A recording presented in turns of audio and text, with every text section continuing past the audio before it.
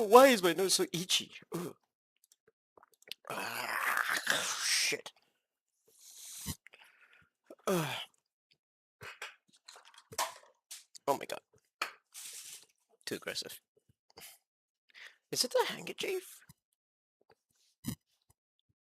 Probably the handkerchief, yeah. Gonna stay away from that for now. Ah! Too loud.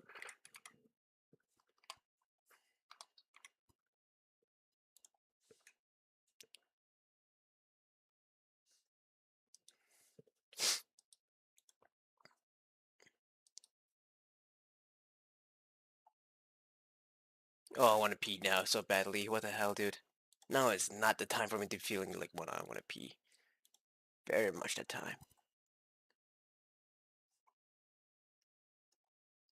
Hello, Kabuki.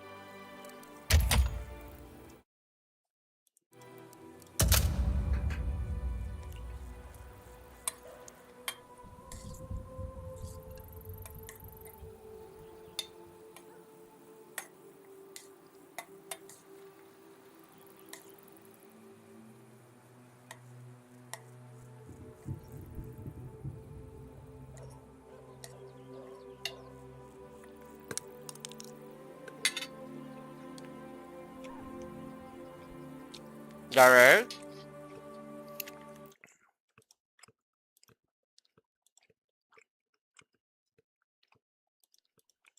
Hello? Hello? Oh yeah, there is. Let it be.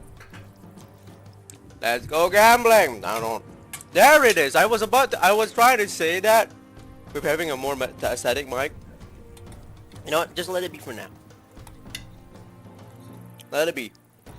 I'm just embracing the change, you know?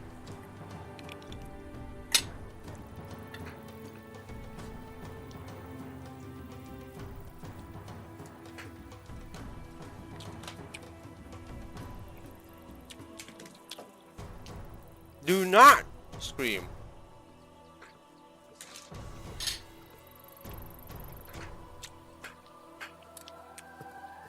You know, it would be funny if I actually play a horror game right now instead of CS.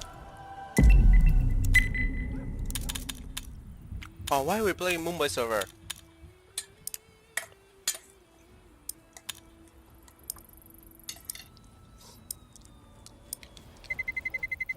Let's roll.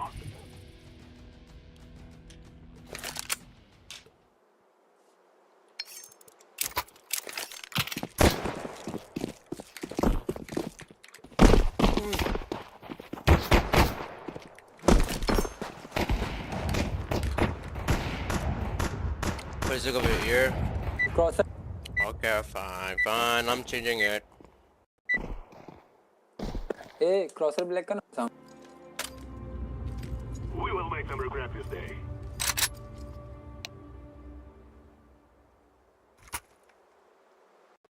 The first round. Back.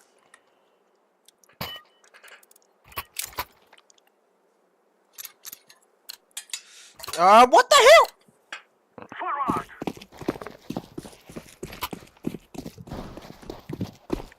Is today like God trying to test my fusion?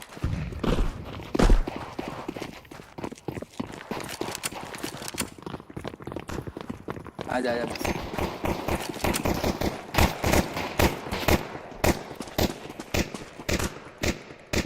Plant growth. You have the bomb, purple. I'm planting the bomb.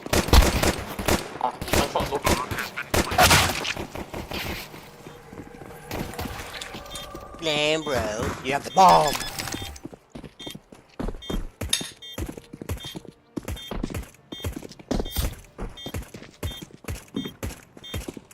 Bomb has been defused. Counter-terrorists win. Was he the one who said to plan? I don't think he realized that.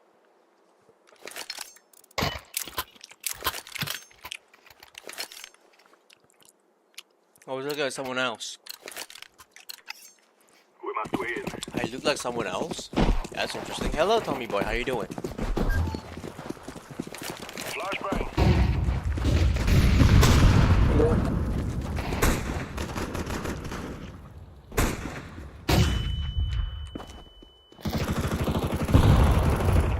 Hey, help, help, help. Help, one help.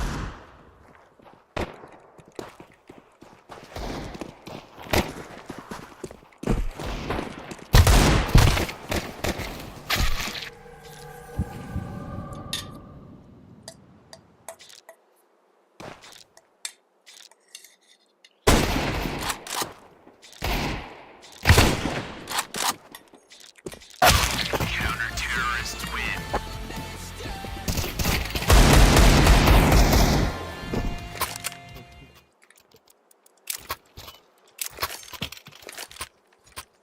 We're so cooked. What are you eating? Just rice and chicken. 92 fancy schmancy. It is time now, my brother.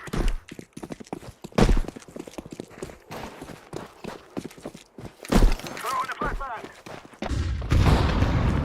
Bruh. Flashbang out. Short. Yeah, one shot, but he went to set already. Try to go long. Wow. Bro, cover along. Perfect. Mid one.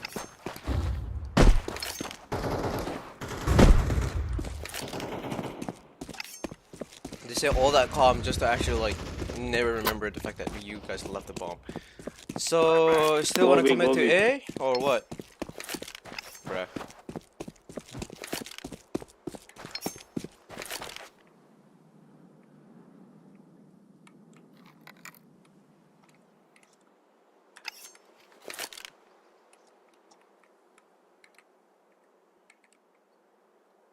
You have an SMG.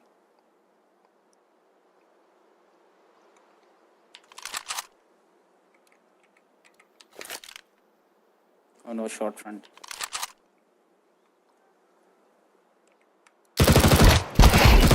Nice shot. Reload right Activating the bomb.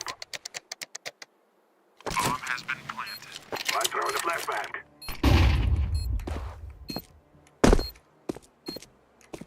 Shot coming.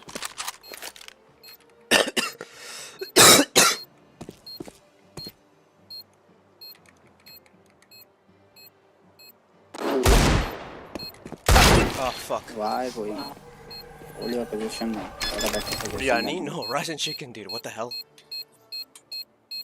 Bomb has been defused. Counter-terrorists win.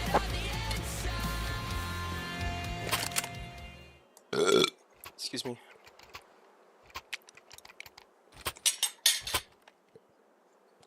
Rice and meat. No. Let's go. The fuck you mean that's biryani?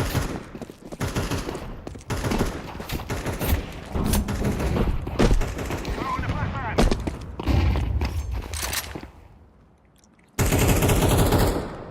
Let's push, let's push. Throw in the flashbang. Mid आएगा तो मत पड़ी. Nice. I'm throwing the flashbang. I'm planted. Bomb has been planted.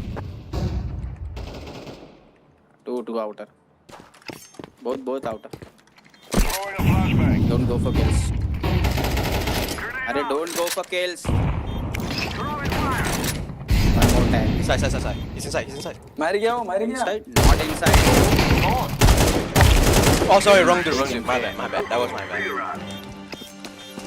I thought you killed the guy at the double door. My bad, bro. Drop me. Well, when I had it years ago, it was just meat inside of rice. No. It has herbs. Let's go, my brother. Go, flash, go. It has biryani is more like rice with herbs and meat together. It's not just rice. I have white rice with. Holy shit, guys! What are we doing? Go! I don't know how to use AK. Please don't use it. Smoke.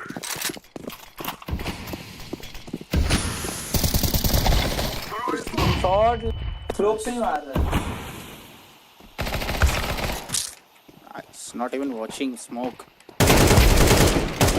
Kill the slope guy. Yeah, I see.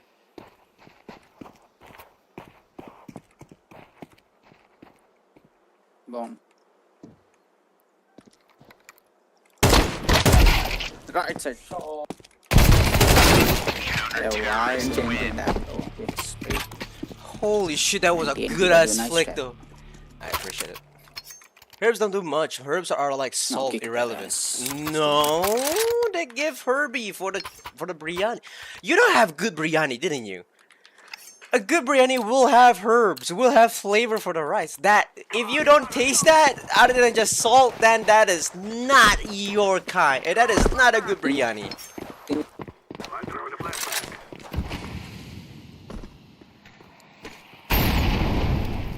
Damn, that was actually perfect. अबे mid है 3. पहला भी GG. Got Short. one more. I can't hear. One more shot, one tunnels. Counter-terrorists win.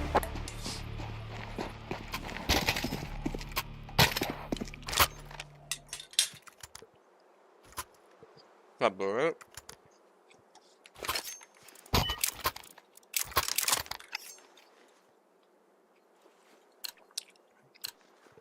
I don't know.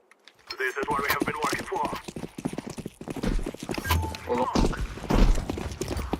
Flashback. I'm throwing a Clean flashback. long. Care, come be. Adopper. Come be, people, we'll push. Go. Arre, come fast. It's literally noobs. Go. They already know where we are. Flashing. I'm flashing. Go. Ready? 3 was A. Long. Tunnel speed. Nice. क्या प्यार से जाके. Smoke down. One mid Viper.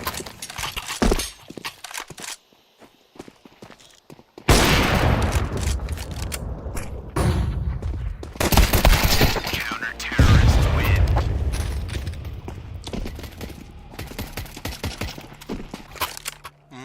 A veteran, I see. Is he a veteran? Trade, that was a choice. Let's go. Throw it off. What did the rice give to Yanni? Just money?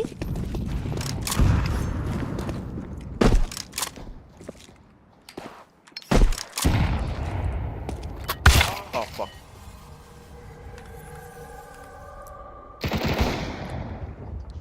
The guy was supposed to look at mid.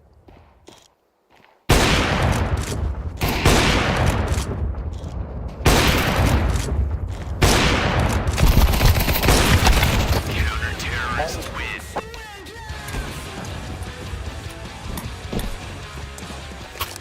Nasi biryani?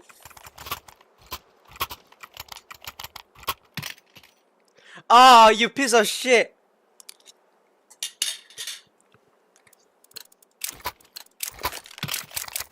Today is our day to fight. Resist the oppression. I thought it was just money, you know? Smoke. अरे backup.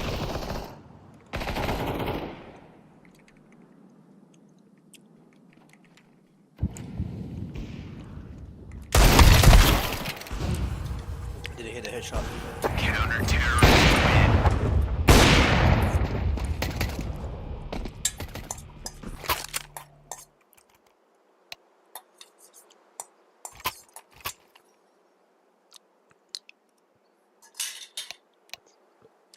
Who's talking a lot? This is easy. We kill them, and then we go home.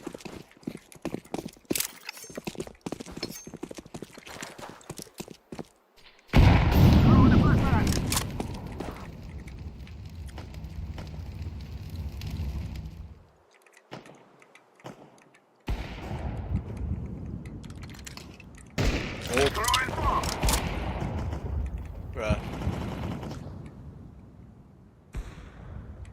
Well, that was unfortunate.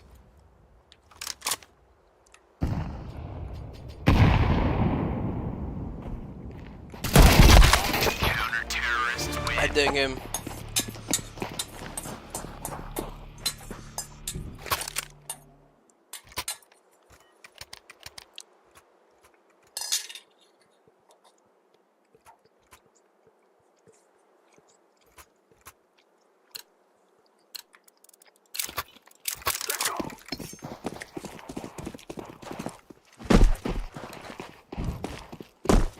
Flashbang out. Smoke! Flashbang. Did this motherfucker just smoke?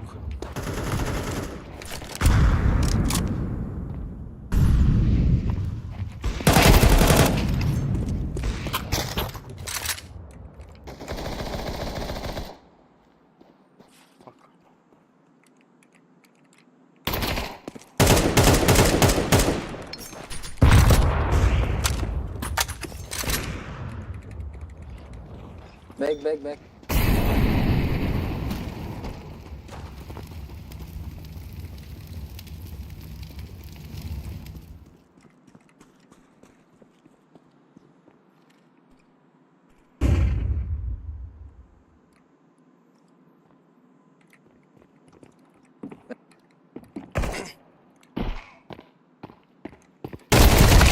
Counter-terrorists win.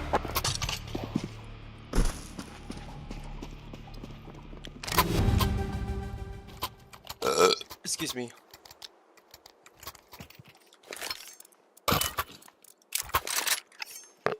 Do you well, Kabuki?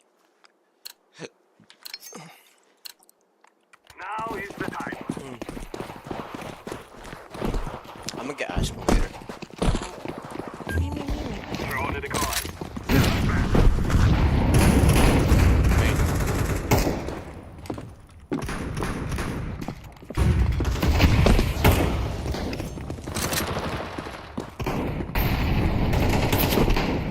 I can't even shoot this in front of me.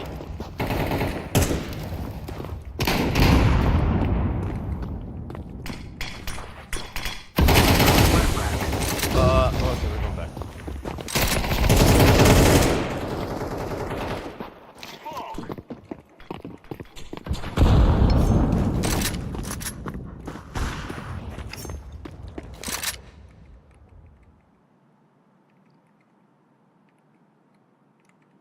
Why are you here?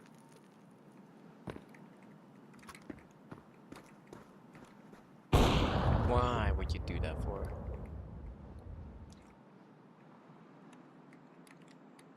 Counter-terrorists win.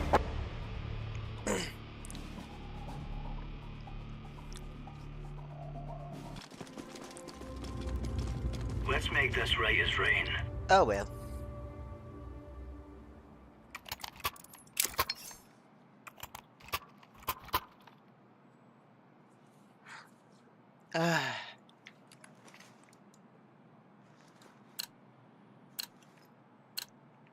Go, go, go.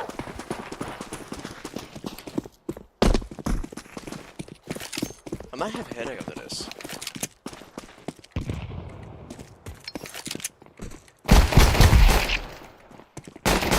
Oh man. It's B, it's B. B.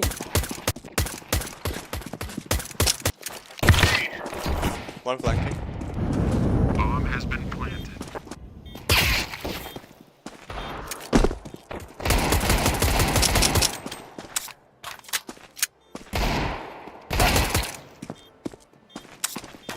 Oh, why would you do that out in the open? Are you eating the rice with chicken shit? Yes. I'm eating a fake biryani. I don't even know. I got the biryani from Timu.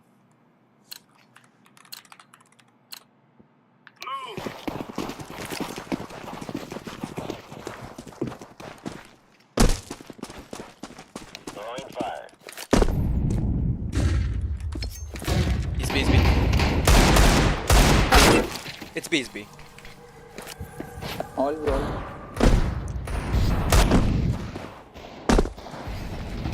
Tandoori? No. What? Can you guys stop assuming I'm eating food? Like, you guys gotta stop assuming that I love eating food. I like eating food, but like, I don't eat Indian food. Like, my daily life. Like, we gotta stop with that shit, bro. Terrorists win. You gotta stop assuming that.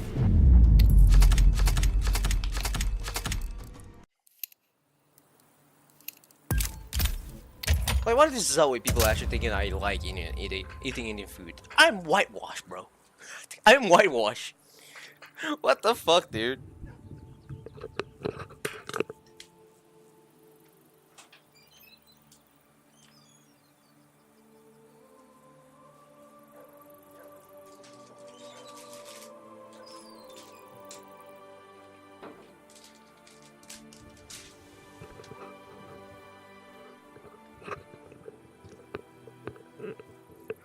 Yeah, I didn't start a convo.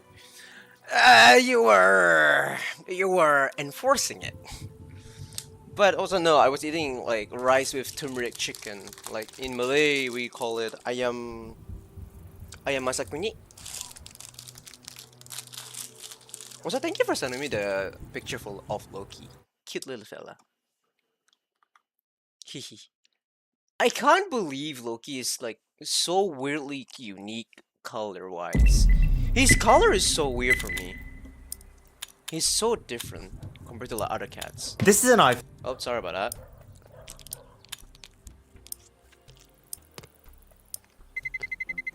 Let's roll.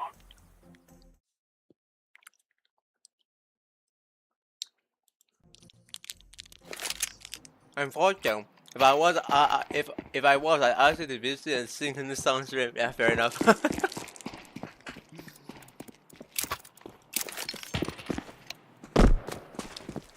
Okay, maybe enforcing was not the right word for that then.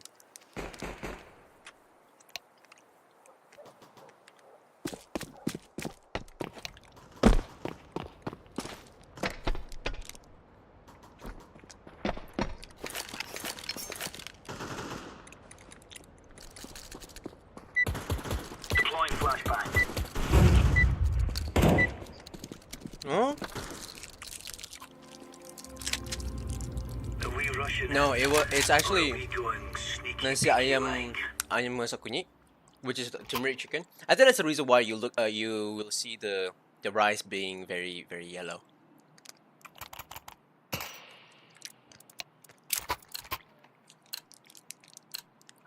Go, go, Hello go. team. Anyone English? Laying down smoke. Throwing flashbang. Flashbang.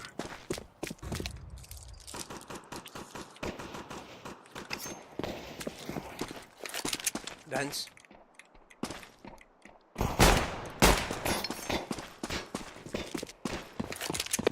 It's B rush, I think. Oh god. Terrorists win.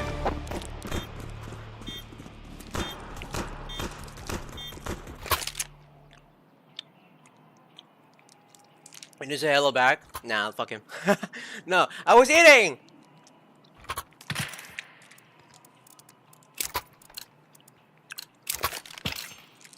Remove I any was doubt. enjoying my ice cream. Us or them.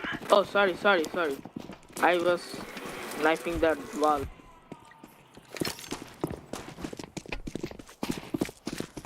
Someone's gonna shoot him in the head.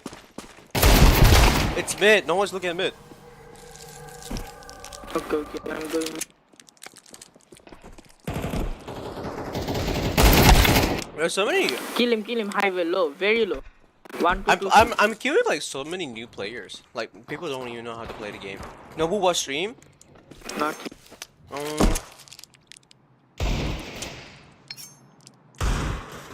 I wanted to, but Bomb has been planted.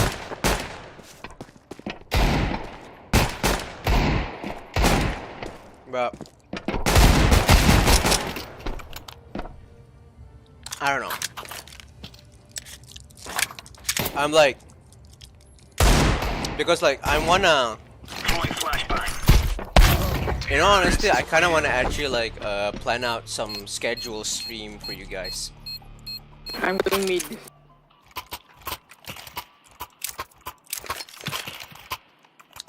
Because like I wanna actually do some Elden Ring stream, but at the same time I do not know if I wanna actually play another game or not.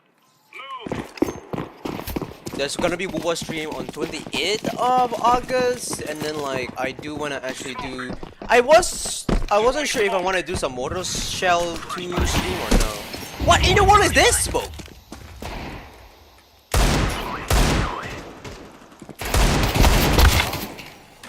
What the fuck is this?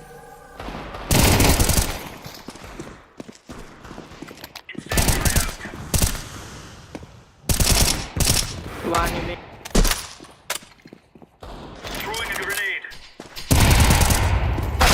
Oh come on.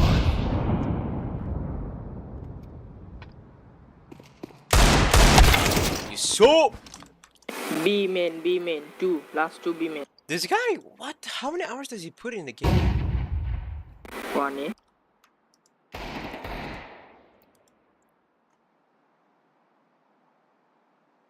$420 hours? And yes, 17 of this. That's very suspicious if you ask me, my friend.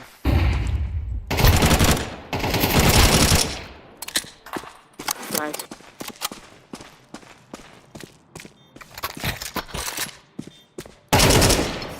Whew. Nice one. No, all dead, bro, all dead. You got it. Yeah. You got kid. Diffusing. I'm telling you right now, if you plan on playing Mortal Shell 2, don't run blindly into fights.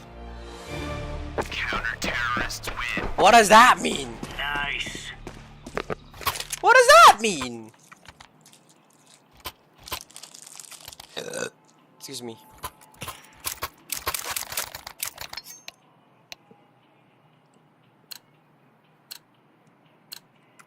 Move it, move it.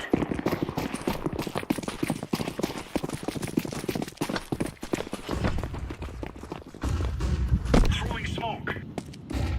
Laying down smoke.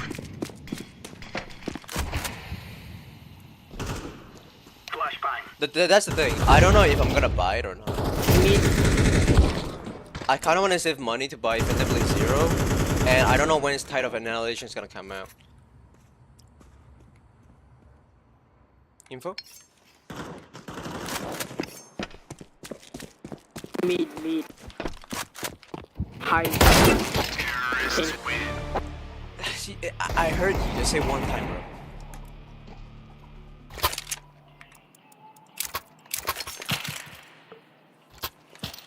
Yeah, like I'm waiting for Gamescom first because like Gamescom is gonna come out, like they're gonna live stream some new games tomorrow. So tomorrow I'm gonna go to work at 11 a.m. until 8 p.m. I'm gonna do a very long stream, probably like around 10 p.m. ish maybe, and then I'll do the stream until like 3 a.m. Kill him. Boost, boost. I'm just gonna mute the kid. Sorry, Pikachu. So because like I wanna actually see my option, but so far Phantom Blade Zero is making me feel like very comfortable of like pre-ordering it. I wanna actually buy Mortal Shell 2, but I also like want to actually save up money. Terrorists win. I want to save up money, but I really do want to buy Mortal Shell 2. I really do. Mortal Shell 2, like it's definitely a game that I want to actually support to death. I really do want to support the dev, man. And then a lot of people were giving it like 9 out of 10. Then buy it if you can. I'll do that. But we shall see about the other games first for Gamescom. Throwing flashbang.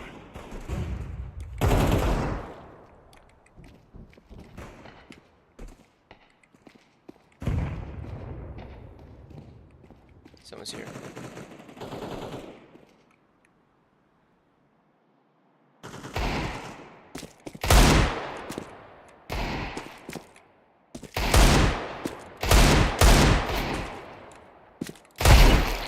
Sit the fuck down!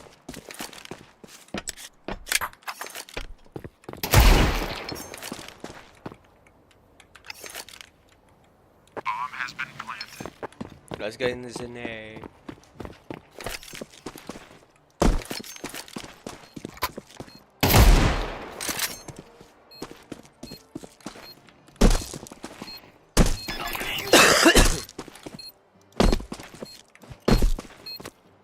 Like, that's also another thing as well.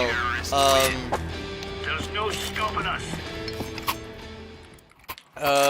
Like, I'm also saving up money for the trip actually. I'm also saving up money for the trip, but I don't know, man. I don't think I have enough money for what I need right now. I feel like I need to actually find a better job. So like, I'm also like trying to put more time into Laying down smoke. Deploying flashbang. like developing my time with like trying to find more jobs. I don't know, man. I'm just unlucky. Oh, RX-7 has gotta be here. He's gotta be here. No, he's not here.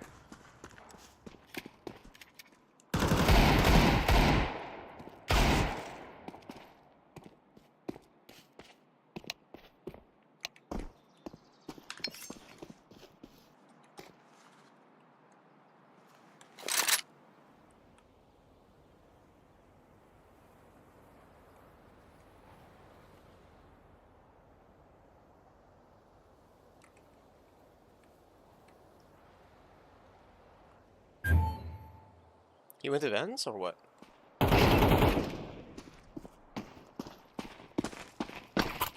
Why here?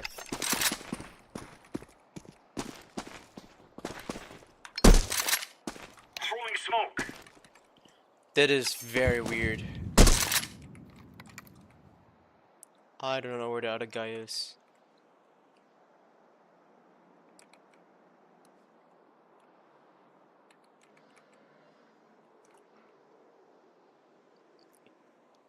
Is he actually in B?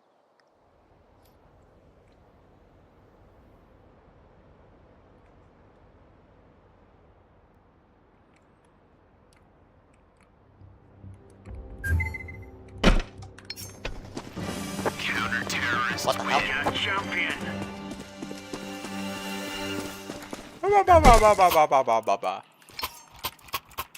But the only problem here is the money. That's all I gotta tell you. That's it.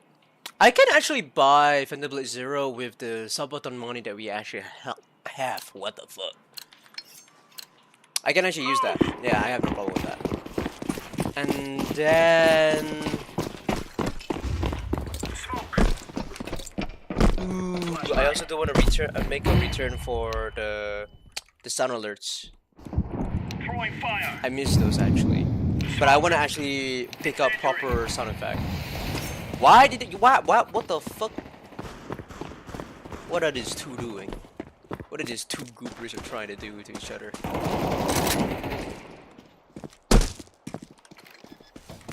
Oh fucking hell! How do you get up there?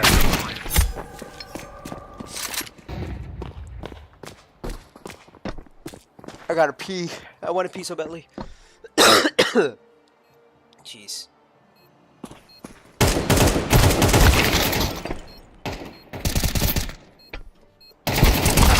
Terrorists win.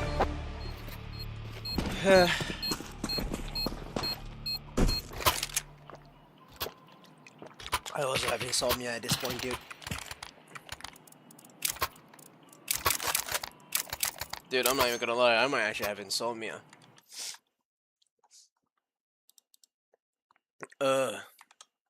Why did I put myself into this kind of situation, dude? Dude, having a headache is not what I want to have right now. Throwing smoke. What the fuck?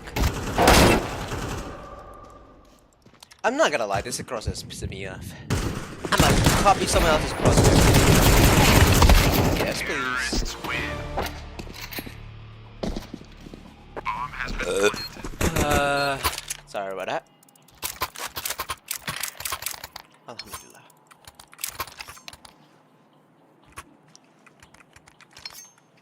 hop.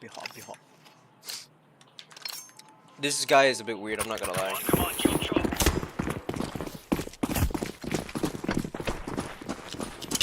Laying down smoke. Throwing fire. Smoke. Bro, what? Why is everyone here?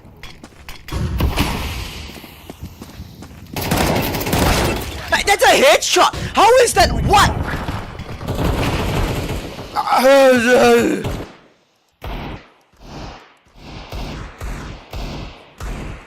That's a headshot though. You're telling me the M4 cannot even one tap, like one shot them? Bro. What the hell, dude?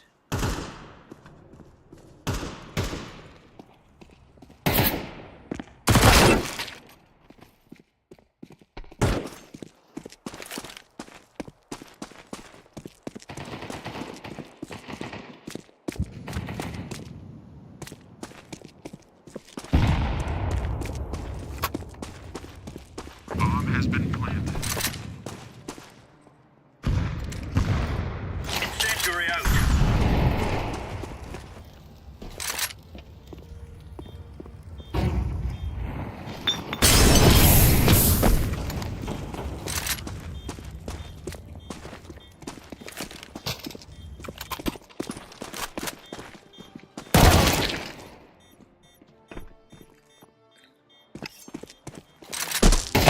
Terrorists win.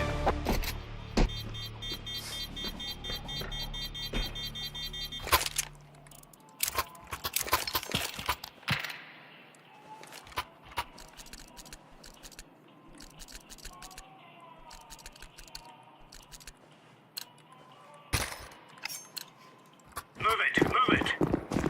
Oi.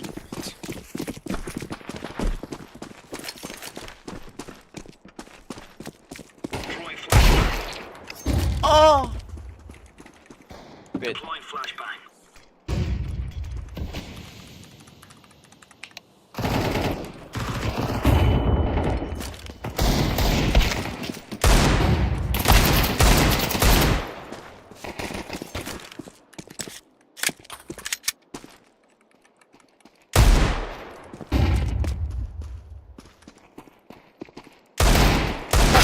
Oh my god, that hit me.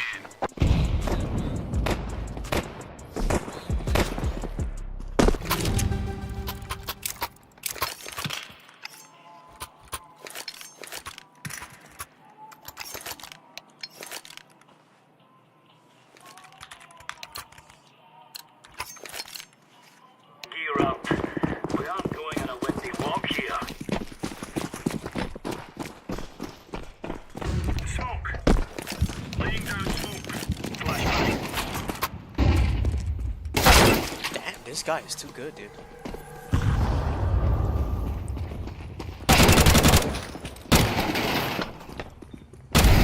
Yeah, I'm not gonna lie, this guy is weird. Oh my, but also the matchmaking for this game is too stupid, dude. Like, my teammates are actually just new. Like, they all look like so just green bean. Terrorists win. Yeah, that guy's wall hacking. Do you think he's hacking by any chance? He hit the headshot way too good, bro.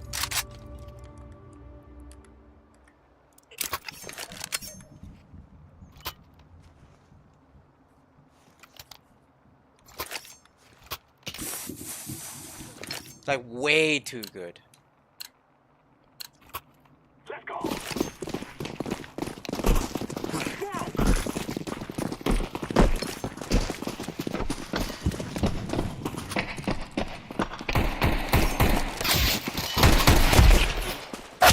Jeez.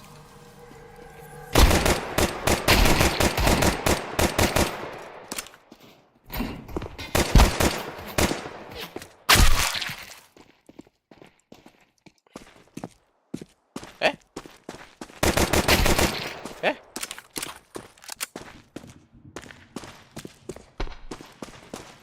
Did he run back that far? Bro, they're both side though.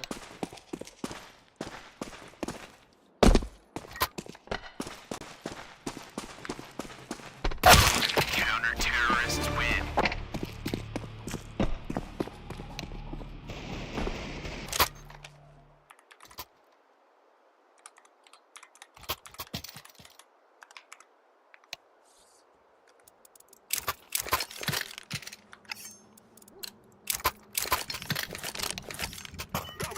I have no idea, bro.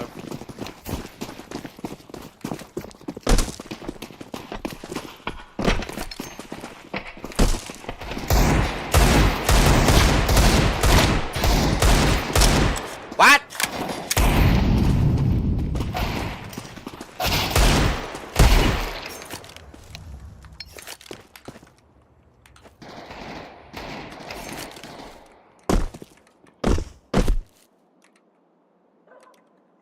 Activating the bomb.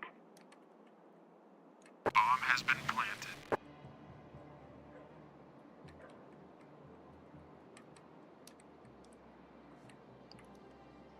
One HP and living the dream. Nope.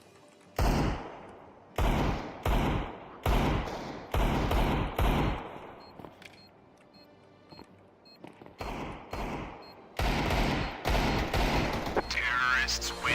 You think you can kill us?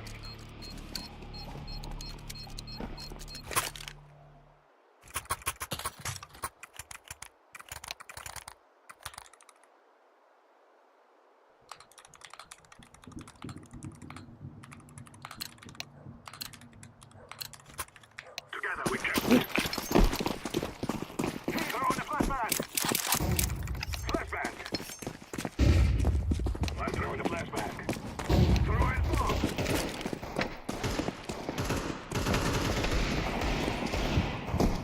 Molotov.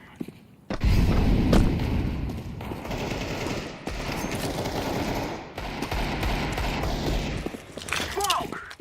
Come to B. Come to B.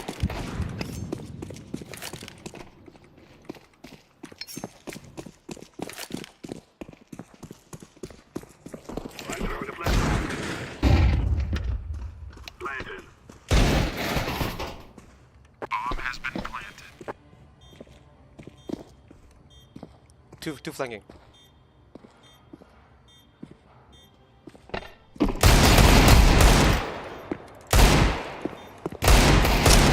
Ah.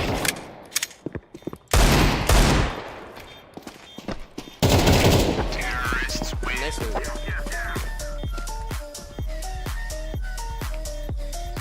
Ugh, guys suck at this.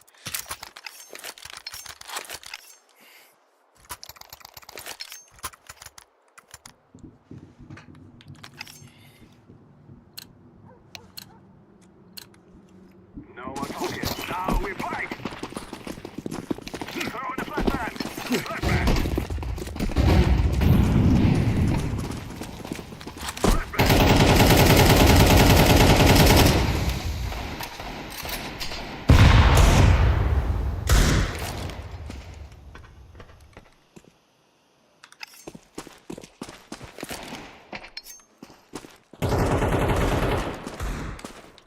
I'm throwing a grenade. Smoke. Why do I still have the deagle? Smoke.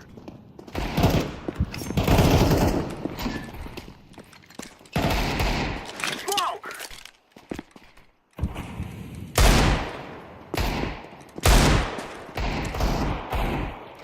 Throwing fire.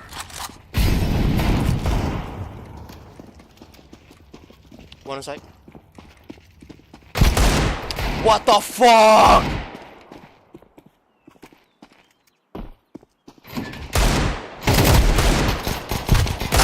Ugh. Counter-terrorists win.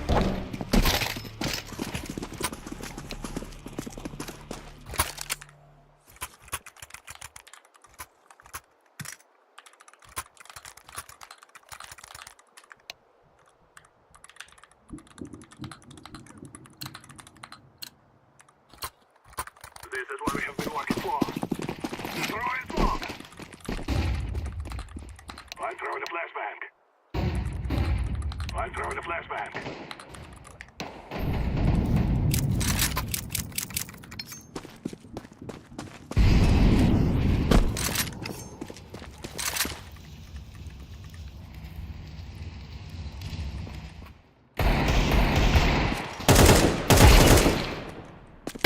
What the? You see? That's not what it looks like.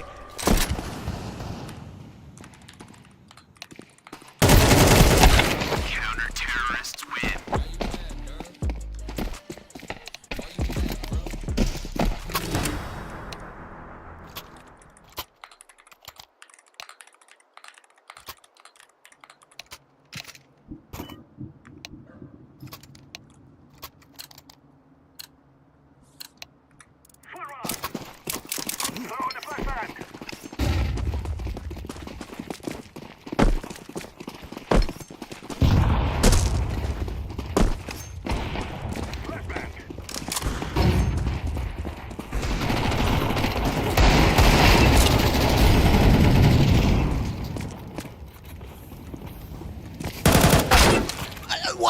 Everyone's dead?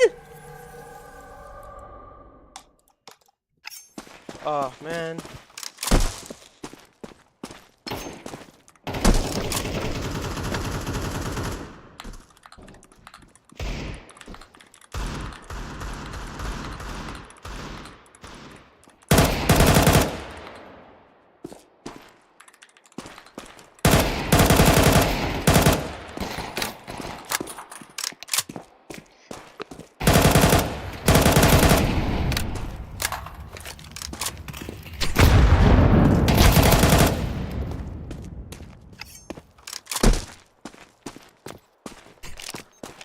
I'm planting the bomb.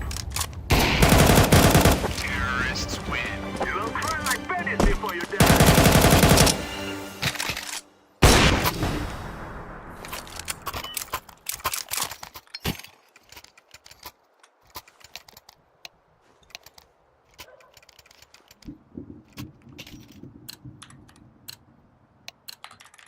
Move it, move it. Smoke! Flashbang. I'm throwing a flashbang. Throwing a flashbang.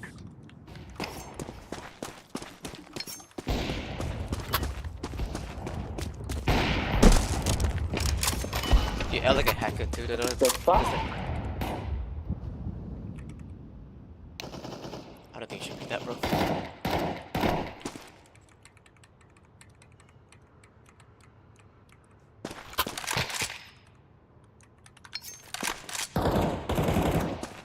Throwing smoke. No, where you smoke that? What city?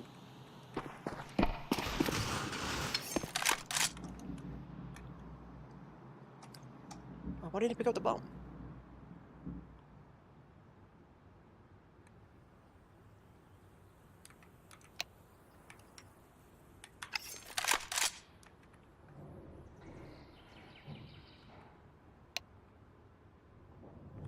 Yeah, that's what I meant.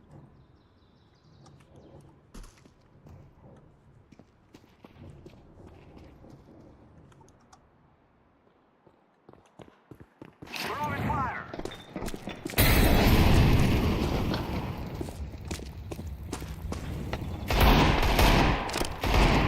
I planted it.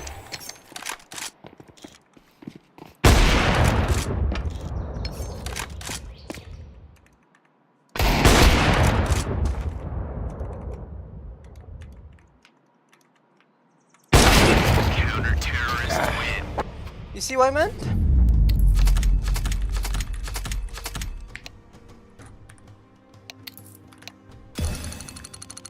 Yeah, hacker. I don't know. Maybe I'm just fucking tired.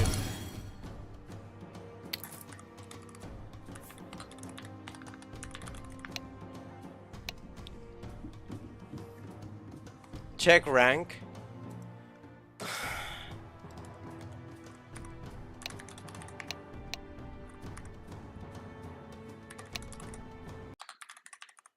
Loser party, that's why.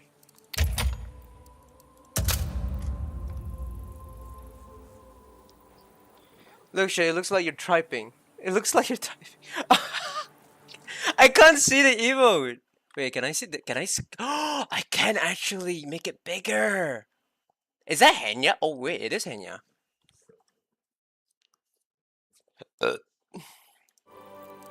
Bro, what the fuck is this, dude? Why is this matchmaking so bad? Let's roll. Dude, it's so fucking bad.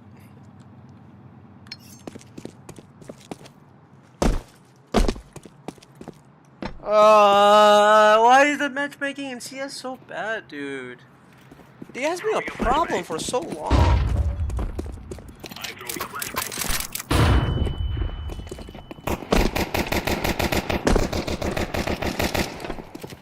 Like at that point, like even I call him hacker, doesn't actually like even if he said it's a compliment, it doesn't actually change anything at all, bruh. Ugh. Yes, that's so annoying.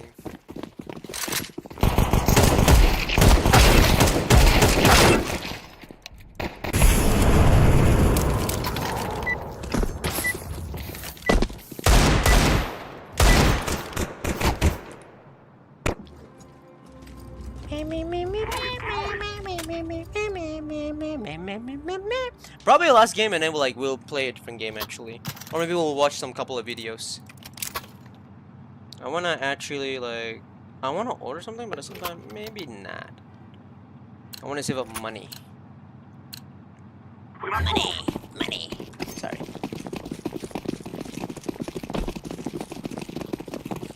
Throw in a decoy.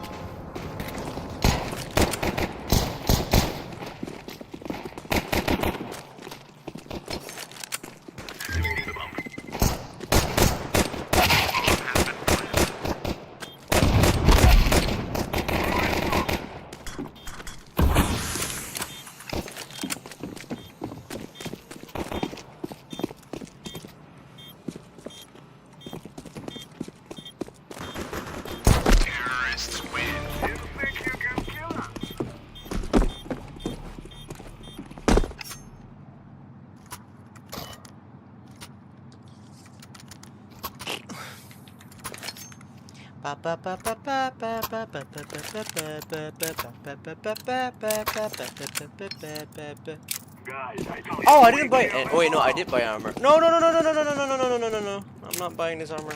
I have an armor. I'm throwing a flashbang. Throwing a flashbang. Flashbang.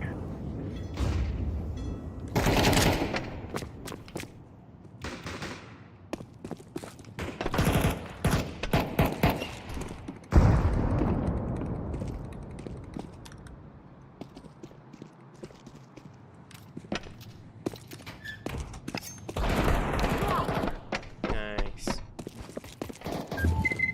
Plus You're alone. 1v1. You're alone, orange.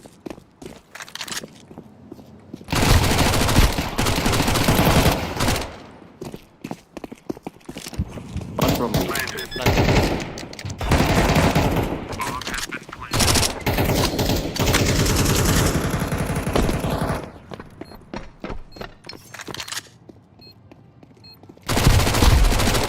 What the hell? We are the best.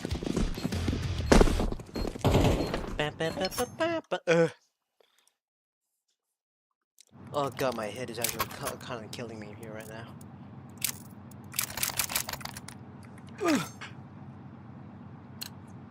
I'm losing my spark. It is time now, my brother.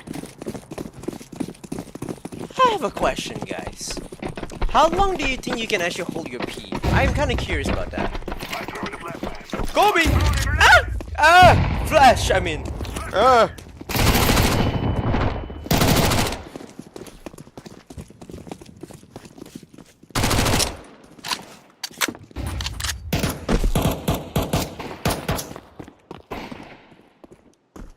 Throwing a flashbang. Oh my god. Smoke. Throwing fire. Alright, fuck. I'm too low, bro.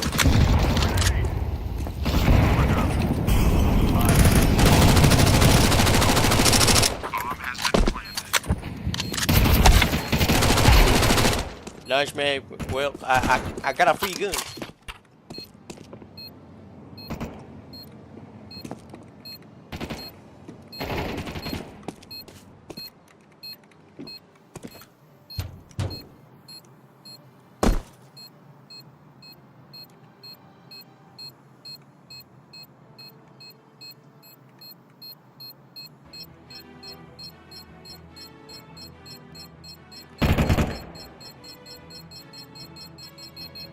They cannot stop us now.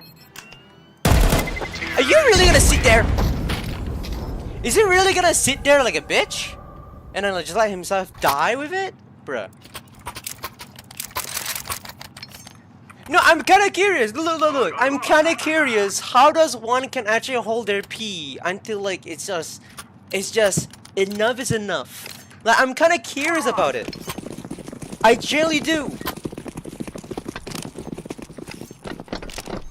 Like what? Do you wait for your pee until like you suddenly feel like you develop kidney stone or something? I don't know. So many questions for me to ask.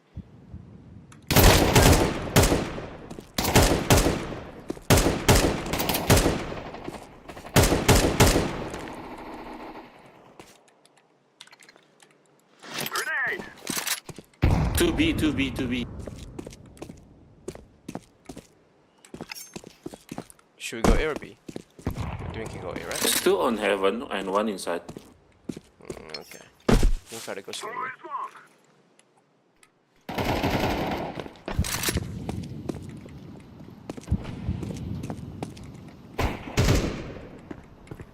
I'm throwing fire! Throwing smoke!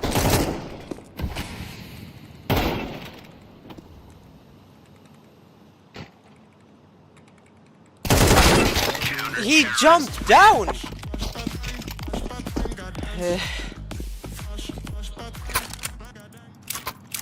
Should have gone from long, damn it. I knew I should have gone from long. My answer is until you piss your pants.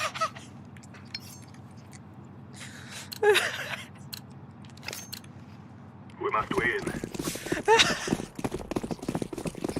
Can we get an approximation of how long will that take exactly? Like, is it an hour, 30 minutes, 50 minutes? I don't know.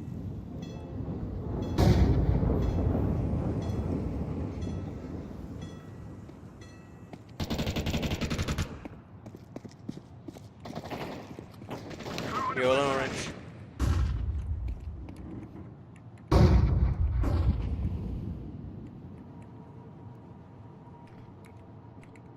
I think I went to A. You can try to go B.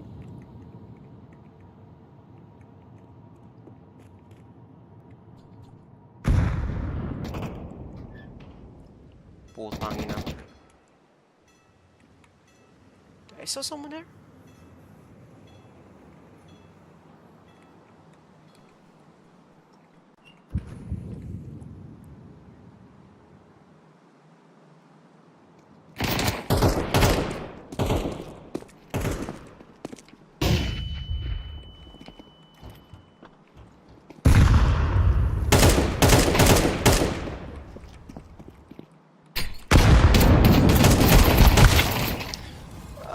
I don't know where we're going.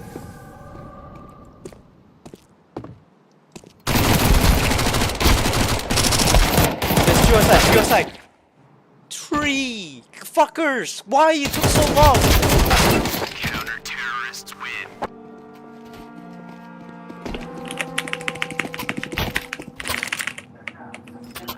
Calm down the typing, bro. Calm down the typing, bro. Oh, that's a very nice sound of the keyboard, though. It's like kind of talky. This is what we have been working for. I gotta ask this question to like some of the other guys. I should really ask though about like the same goes to girls as well, but that would be a little bit too explicit, is it?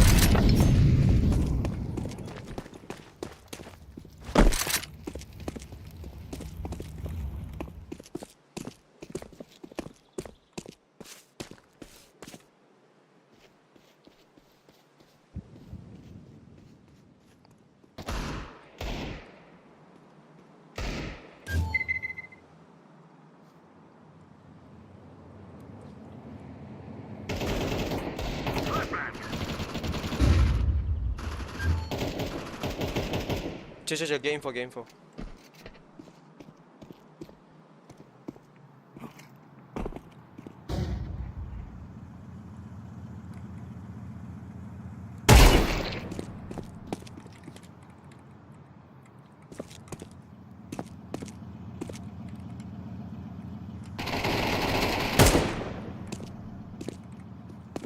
There's a guy here, I do not know where.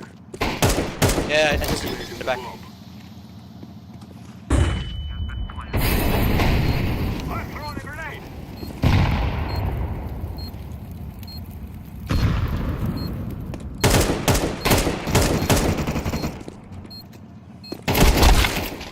What the fuck is this? chill.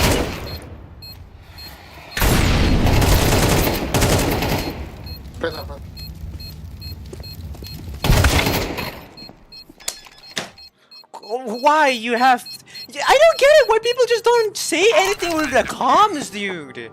Counter-terrorist.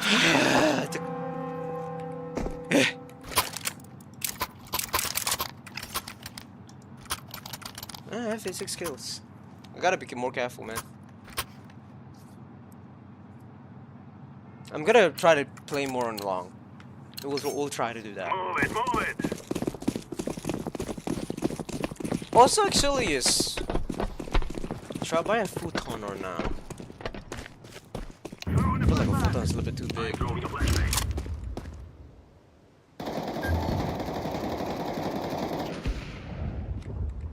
What the fuck is this? Yes? I want to buy a futon. You got any recommendation for a futon? Smoke. Blue, you have the bomb? I'm planted. Bomb has been You're real low. Do you want to go there?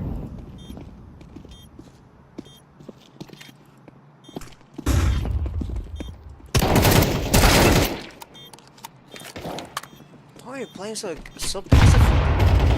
Flank. Whatever.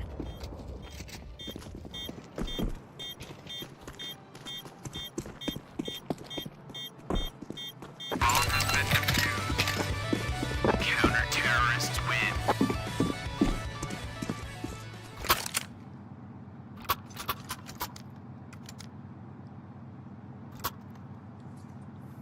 Nitori?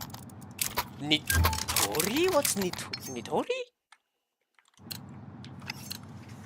Let's go. We don't have to play passively, guys. Conservative. You guys are so Flash. scared. Throwing a flashbang.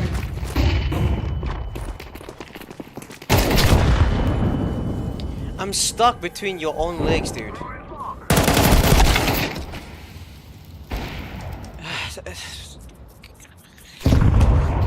Like, no comms, no anything. I'm just trying my best not to get pissed off.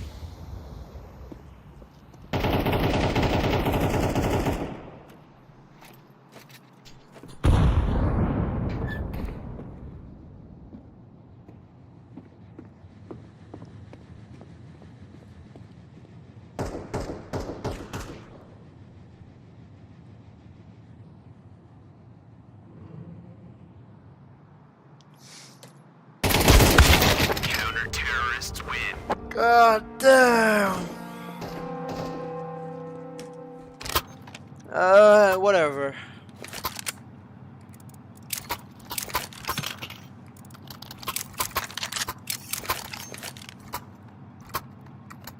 We're gonna lose this shit again.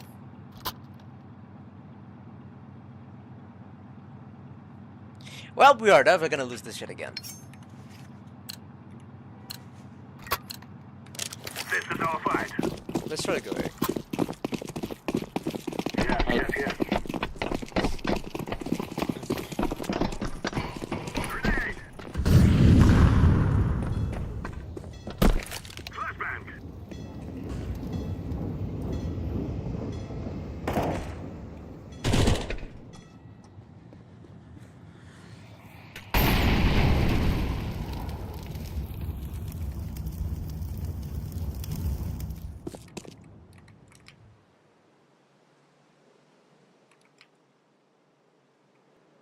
Smoke.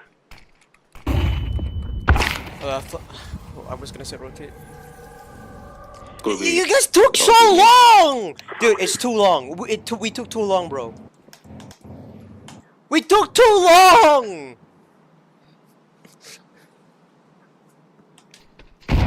This is annoying!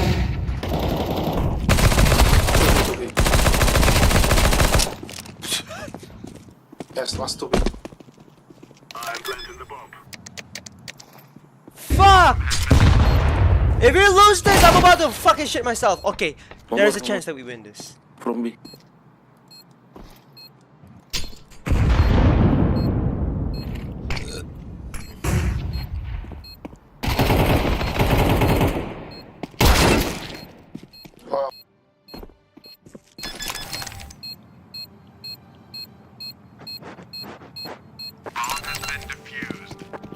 You guys suck at post planning. I can't even actually do anything.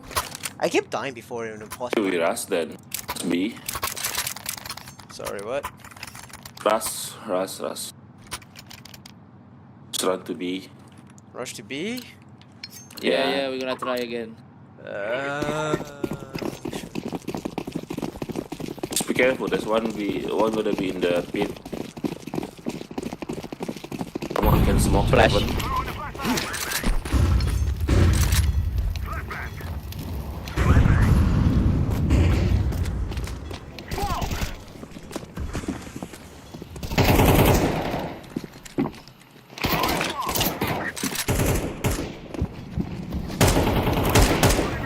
Oh, Don't kilo. pick, do not pick. Don't pick! What the fuck are you doing?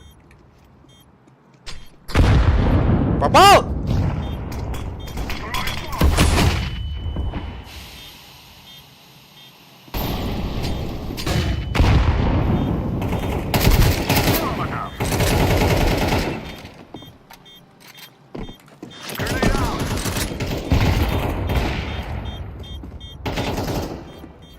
In the barrel. First barrel. Nice.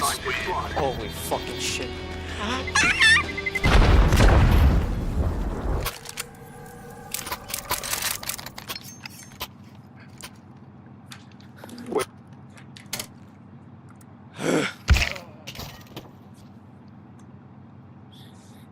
What the hell happened to him?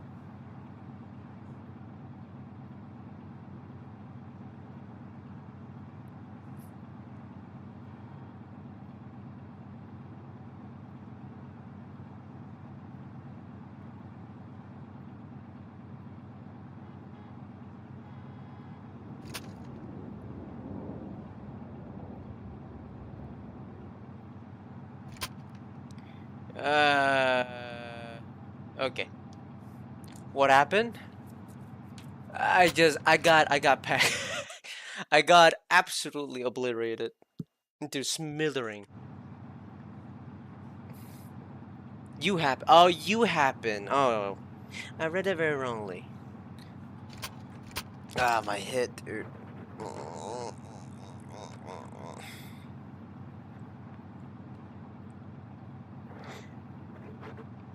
You know, can I? You know, I am a bit curious if this is similar to what happened to some of y'all. You know, I will say something. There is one time I've been literally trying to avoiding doing something. I've been trying to avoid doing this for a very, very long time. And then, like, I know it's not gonna happen because I was waiting for, like, the right moment, right? And I was thinking to myself, there's never gonna be a right moment. So I did it. I just fucking did it. Because it's been months, and I finally did it. And if for some reason, after you did it, something came back and bite your ass at that exact moment, without even knowing the fact that the situation even happened. It doesn't make any sense. Like, something else just happens to be there when you did something. And it sucks because I feel like that's such a very coincidental world happening, dude. I don't know, man. I'm starting to believe fate exists, bro.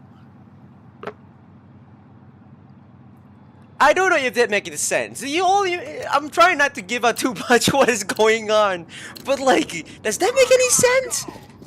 Like how everything fall into places so perfectly. Like I'm like wearing a tinfoil hat right now because like I might actually be invaded by aliens at this point.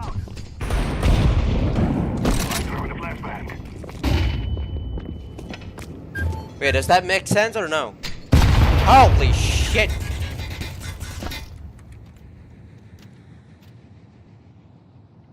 Macaroon jabberoon.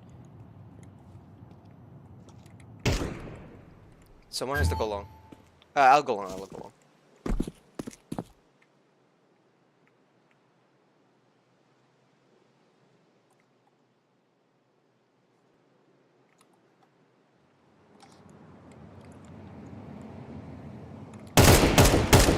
Oh. There's another guy in long. There's two long.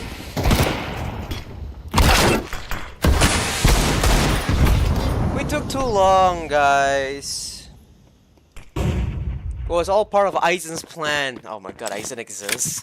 Bro, if Aizen exists, we are all done for. You know, I would even beg for Aizen to do something about this whole entire thing, you know? If he can make a plan where he can actually make a plan for his own sake, right? He can probably make a plan to save this world or something, I don't know.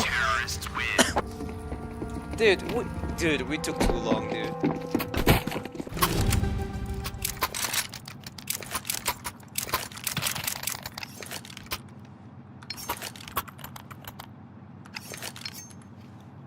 We were fine earlier, why not just be aggressive? Okay.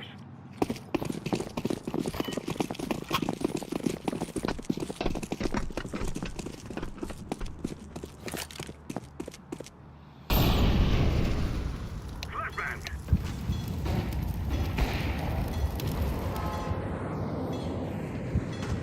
Throw in a flashbang.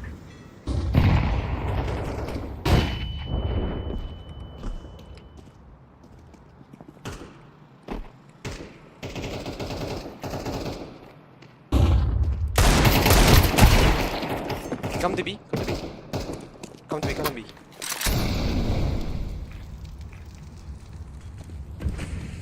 I'm going to be. I'm going to be.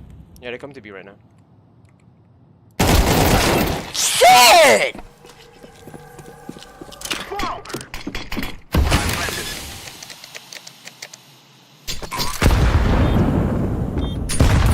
Oh dear God, what are you doing, dude?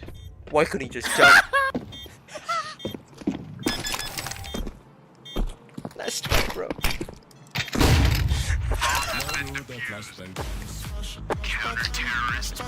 I think B is our best bet though. Bro, that's a fucking matter. We already changed team, bro. Let's move out.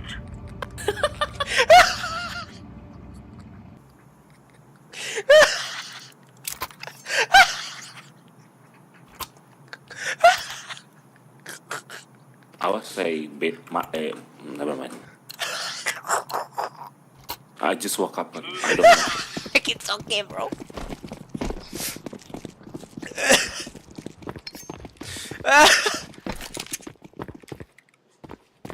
Decoys out. There's someone here. Yeah, it's B, it's B.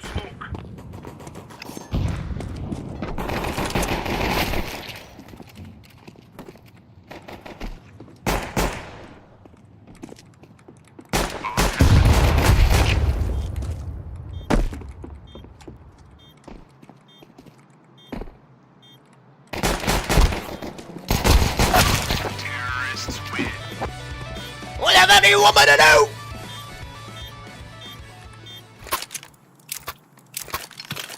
Yeah, but in all seriousness, I'm starting to believe fate exists for a lot of reasons, man. Like, whenever you did something, you know, like, whenever, like, there's a saying of, like, whatever you do, there's gonna be a cost. There's gonna be an effect to it. Whenever I did something, it took, like, around 24 hours. Well, I lied. 5 hours to coming into effect. I swear to God, that happens to me way too many times. I don't know if I should believe in conspiracies at this point. Grenade out. There's smoke B again. Again? You smoke the theater. Yeah, go B, go B, go B. They're not coming in. Oh, okay. There's two. One of the Putangin na. Fucking Susie, I tell you. Susie! Terrorists win.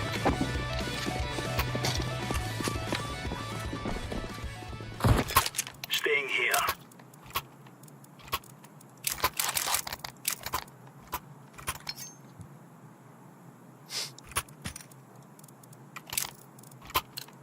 I believe a comeback exists. Move it, move it. I don't think so. I think just play, man. Just try to kill someone. Yeah.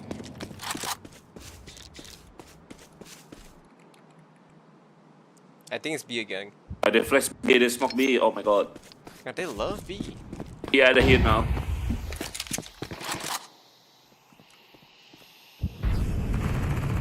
Oh, why? How did he know I'm on beat? What the heck? Something fishy is going on. It's actually something fishy though. That like he know I'm there. Split fire.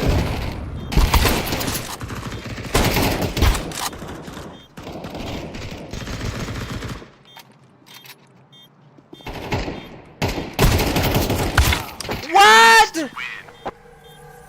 You still hit me? Behind a wall still?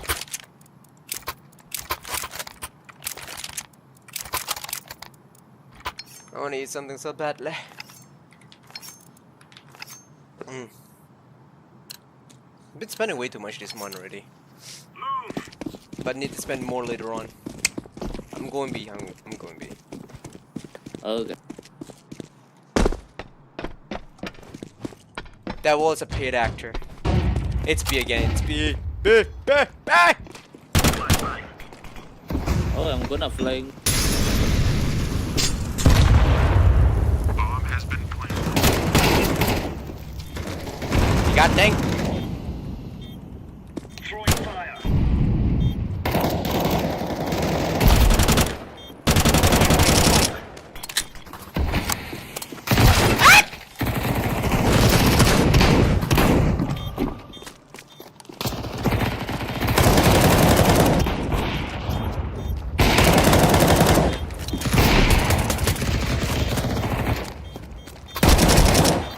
He's inside the vault. Smoke. Smoke. Smoke. I'm defusing the bomb. Please. Please. Please. Nah. Please. Please. Nah. Whoa! You see, we got it, bro. We got it. Terrorists win. We're in the clear I line. lost my health already, but thank God. Yeah, at least you didn't drop your ball. That's good enough. I'm going B again. What? They might come to A though. Go, go, go. Oh wow, they all went to A.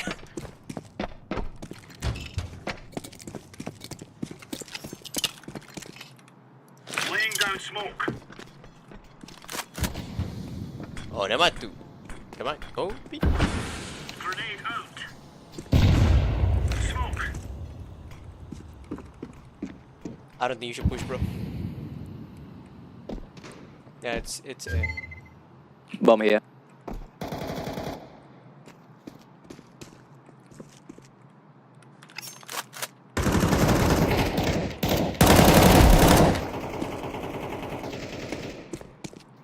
Deploying flashbang.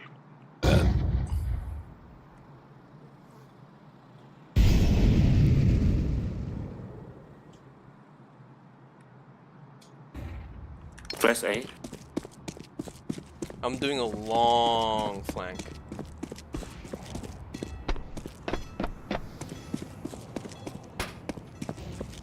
Press again.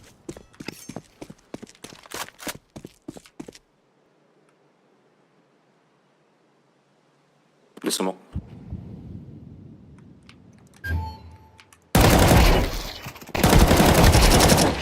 Got him. Nice one. All right.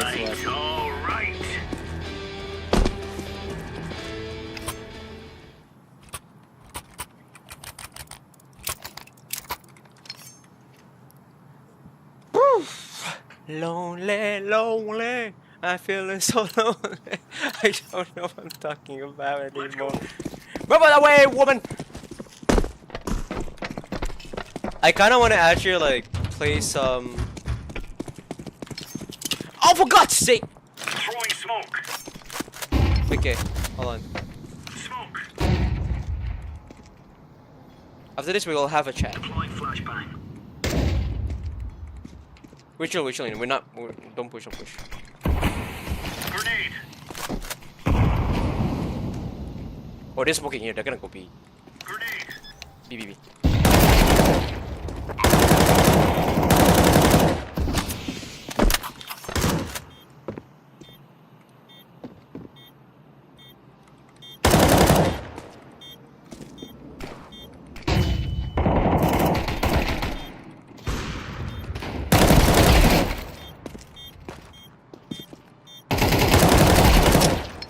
Laying down smoke. Clear, clear.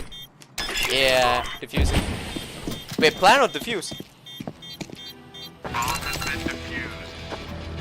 Counter-terrorists I'm getting my A game, bro, on. Sorry. I'm gonna try to Oh, sleep. welcome back. I thought you were gone. Bro, shut up. Bro, Don't jinx, what's don't up? jinx. I mean, he's back though. No, shut up. Lies.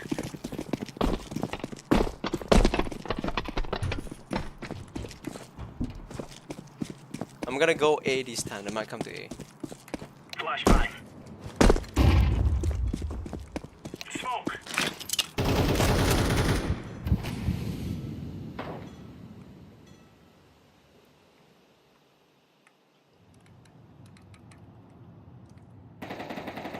Oh, they come B.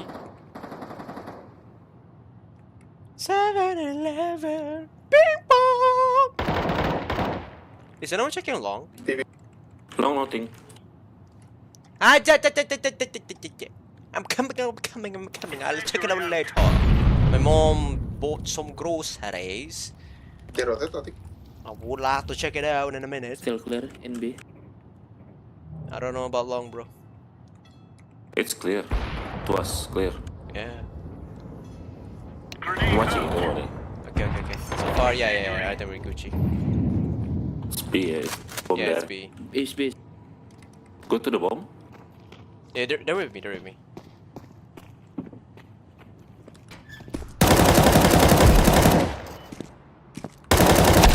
Upper.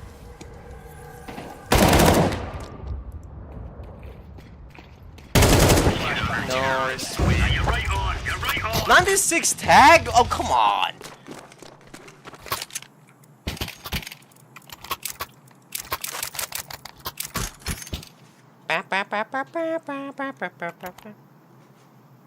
I'm surprised purple came back actually. Holy shit. That's why I saved. Yeah, I know, but I just don't want to jinx it.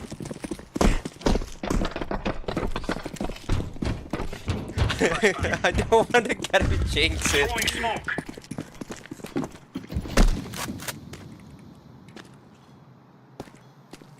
Throwing smoke. It's too quiet in B. Okay for A. Stay quiet in A. Oh, they're all just walking. Throwing a grenade.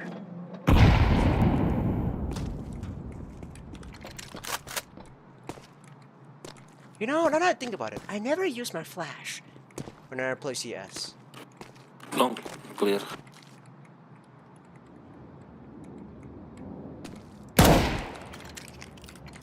Oh, it's sweet. Grenade Yeah, out. must be. Throwing fire.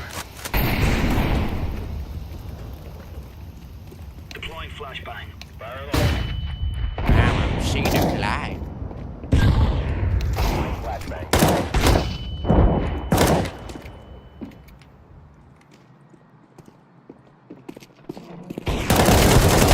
What the f- Well, last guy's on site, I think.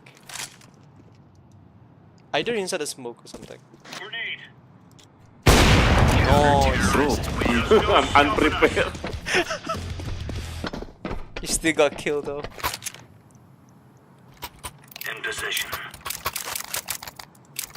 Fuck this game, dude. Wait, I'm silver? When the hell? Oh yeah, in this map, I kind of suck at this map. Let's go. Oh. Do that to me, bro. I wanna get him knife. Throwing flashbang. Down throw. Oh. Flashbang.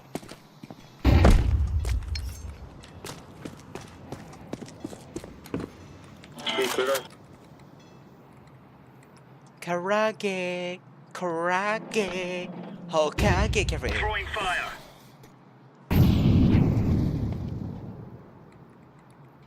I'm watching long, don't worry. Oh, someone open the door.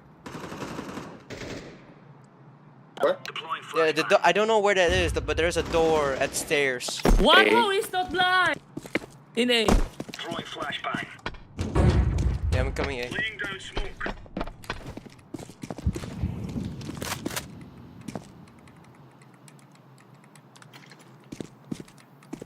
Throwing a grenade. Okay. Yeah, they might just rotate at this point. Correct. I'm just chilling. Just chilling. Just without the.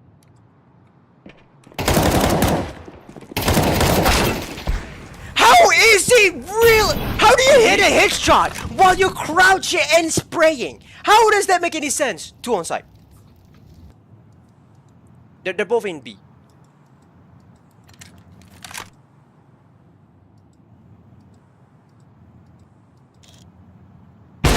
Oh, that shadow gave him a lot of answers. 15 seconds. 10 seconds.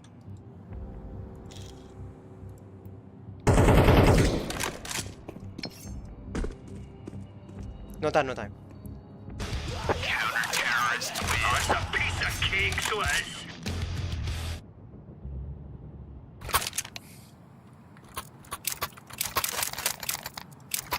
Damn you, Susie.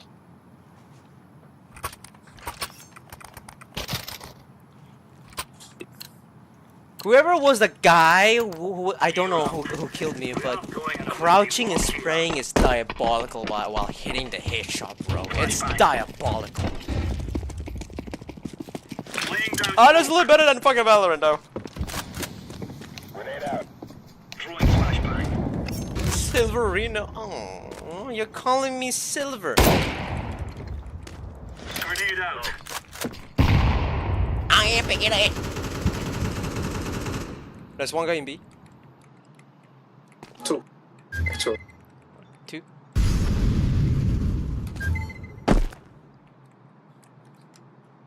One up. There's an operator, careful.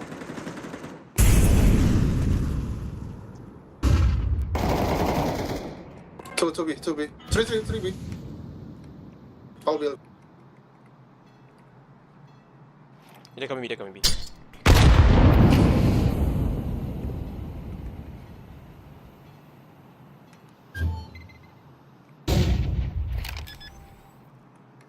Bomb has been planted.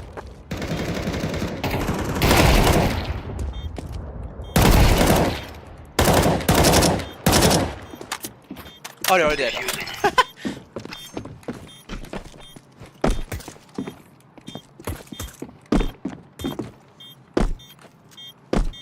I have killed. Counter-terrorists win. Now we're getting stuck right into them.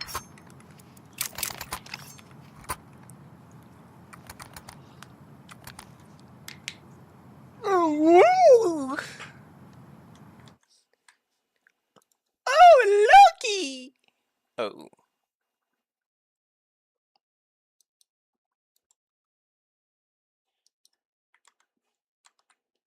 Oh no. Stupid ass alt tabbing of edge. Where?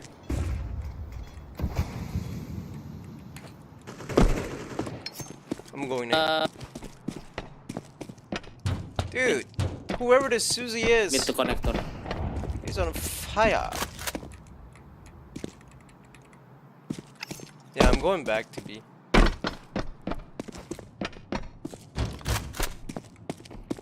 Yeah, it's B. Guys. Roger. Yeah, B. Throwing fire.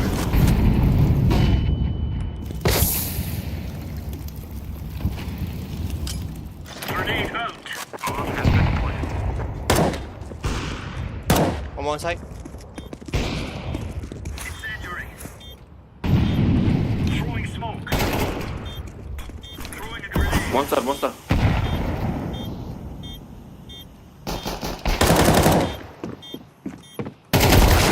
Ah!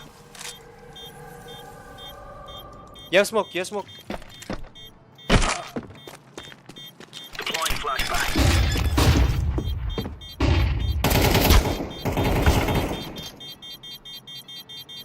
Oh no. Back. Mate, you got smoke!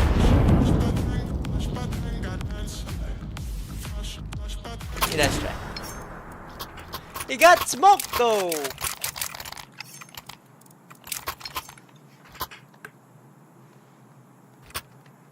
Thank you. This Suzu is too good, bro. Let's go, people. Ah! I didn't mean to alt tap. I didn't mean to escape. Throwing flashbang. Come on, last round, last round. Throwing smoke. Voodoo, trial base. Smoke. Smoke. Smoke. Yeah, we're chilling, bro.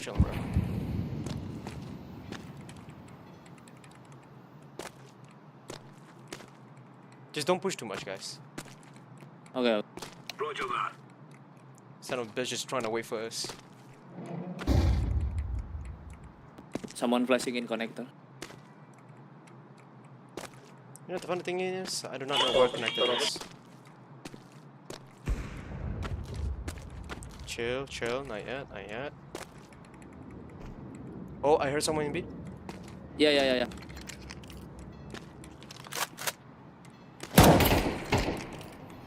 Incendiary out. Incendiary. Grenade out. Still there, still there. Yeah, chill, orange, sure. Going back. Through connector. Deploying flashbang.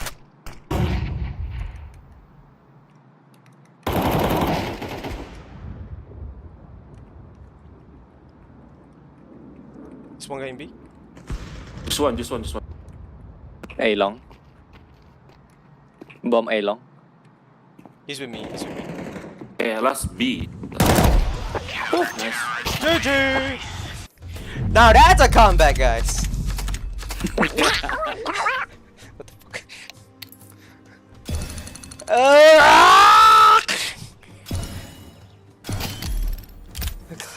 Belum, setengah pun belum. Setengah go. Gold #1, let's go! Fuck this shit, dude.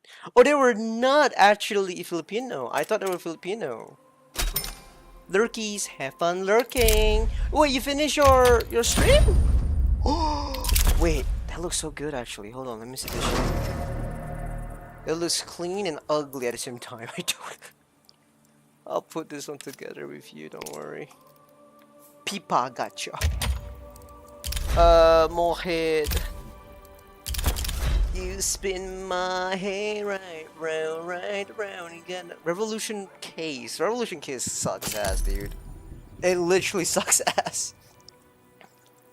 How much does this cost? 1.29. That's not bad actually, if you ask me.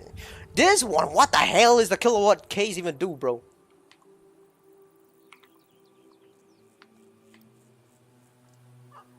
One ringing and one chain. The fact that Revolution case is much more expensive than kilowatt case for some reason. It's okay. Little by little, we're getting 1 ringgit at a time. 1 ringgit at a time, guys. Shit, man.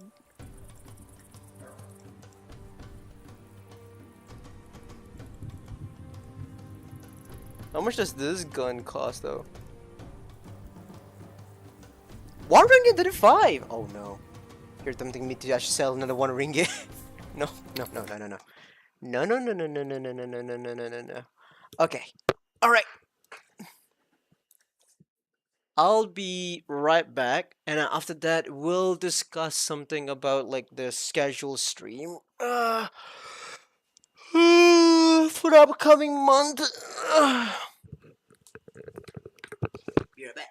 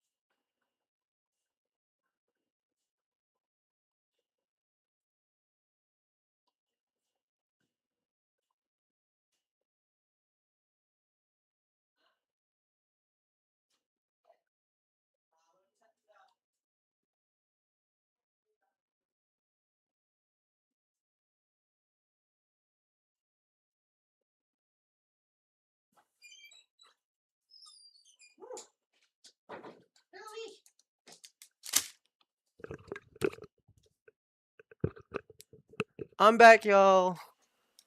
Ah, yeah. Okay.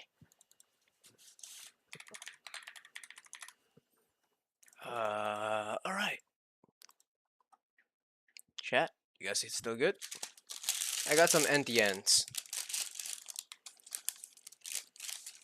I'm gonna wait some of y'all. I wanna watch some food videos. I wanna munching into something. Huh? The Redmi Note 17 Pro Max is here. Interesting. Why 90 if you can 67? Can I drop kick you? Oh my god, look at these balls. Hello, sir. What is this? Rab. I love those things actually. What the hell is this? Is this Kaya? Bro, I thought it was caramel. Welcome back. Thank you.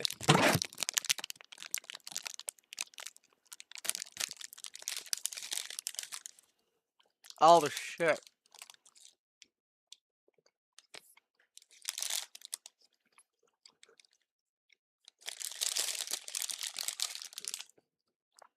This pretzel we're sitting under for a while.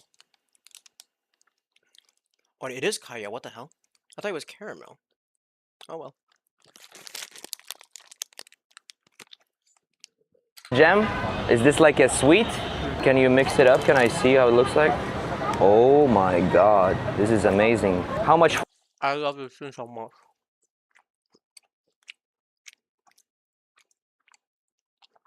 I was gifted the emo, so I need to use it at least once to make it worth. It's from Lemon Stream. Lemon Stream's emo are always welcome. For one bowl. 25 for one bowl. Can I get one piece?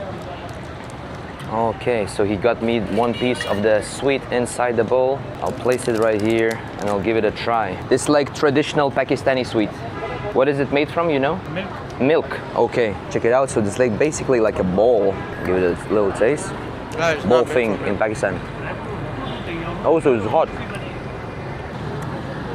Wow. Oh my god. It's really good. Can I get another one? Thank you. So it's basically like very warm, hot curd-like texture inside, and it's like wrapped in this like jelly. This is insanely delicious, and it's like all hot. So good. One of the best desserts here. 10 out of 10. And how much? 50? Thank you, sir. Get this in Pakistan. Oh my god, look at these balls. Hello, sir. What is this? Rab jam. Rab jam? Is this like a sweet? Can you mix it up? Can I see how it looks like? Oh my god, this is amazing. How much for one bowl? I kind of want to go back and find this stuff again. It's so rare for me to eat this.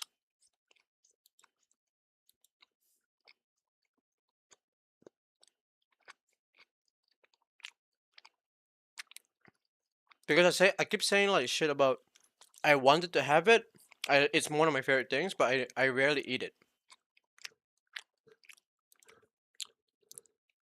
The one that people kept getting sent to the gulag. Why? Is it because they got choked on the ball? Alright, so It's for the jam.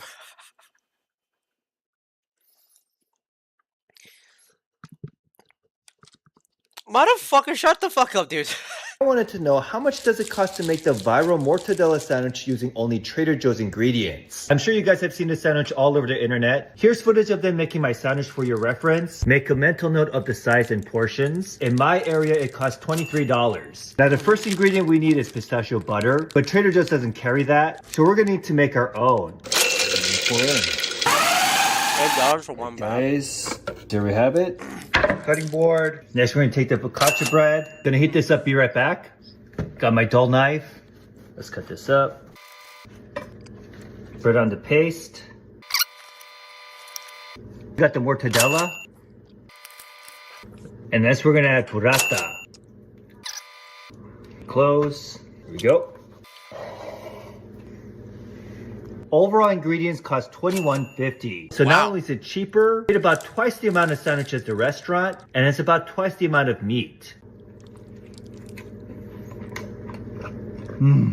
Trader Joe's version justified. Alright, so I wanted to know how much does it cost to make the viral mortadella sandwich using only Trader Joe's ingredients? I'm sure you guys have seen this sandwich all over the internet. Dude, pistachio is so expensive. I want it. I love pistachio. I really do love pistachio. But fuck me. They are so bloody expensive.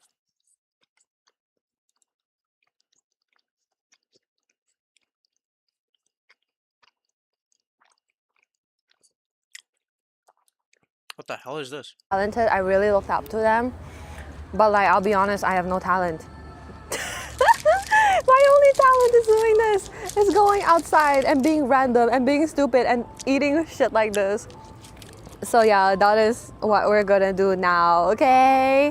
We'll support you no matter what. Thank you. That this monkey can afford realistic 3D model. Not gonna lie, the model looks good. Thank you. Yeah, dude, this is fun. Thank you so much. But yeah, I have no talent.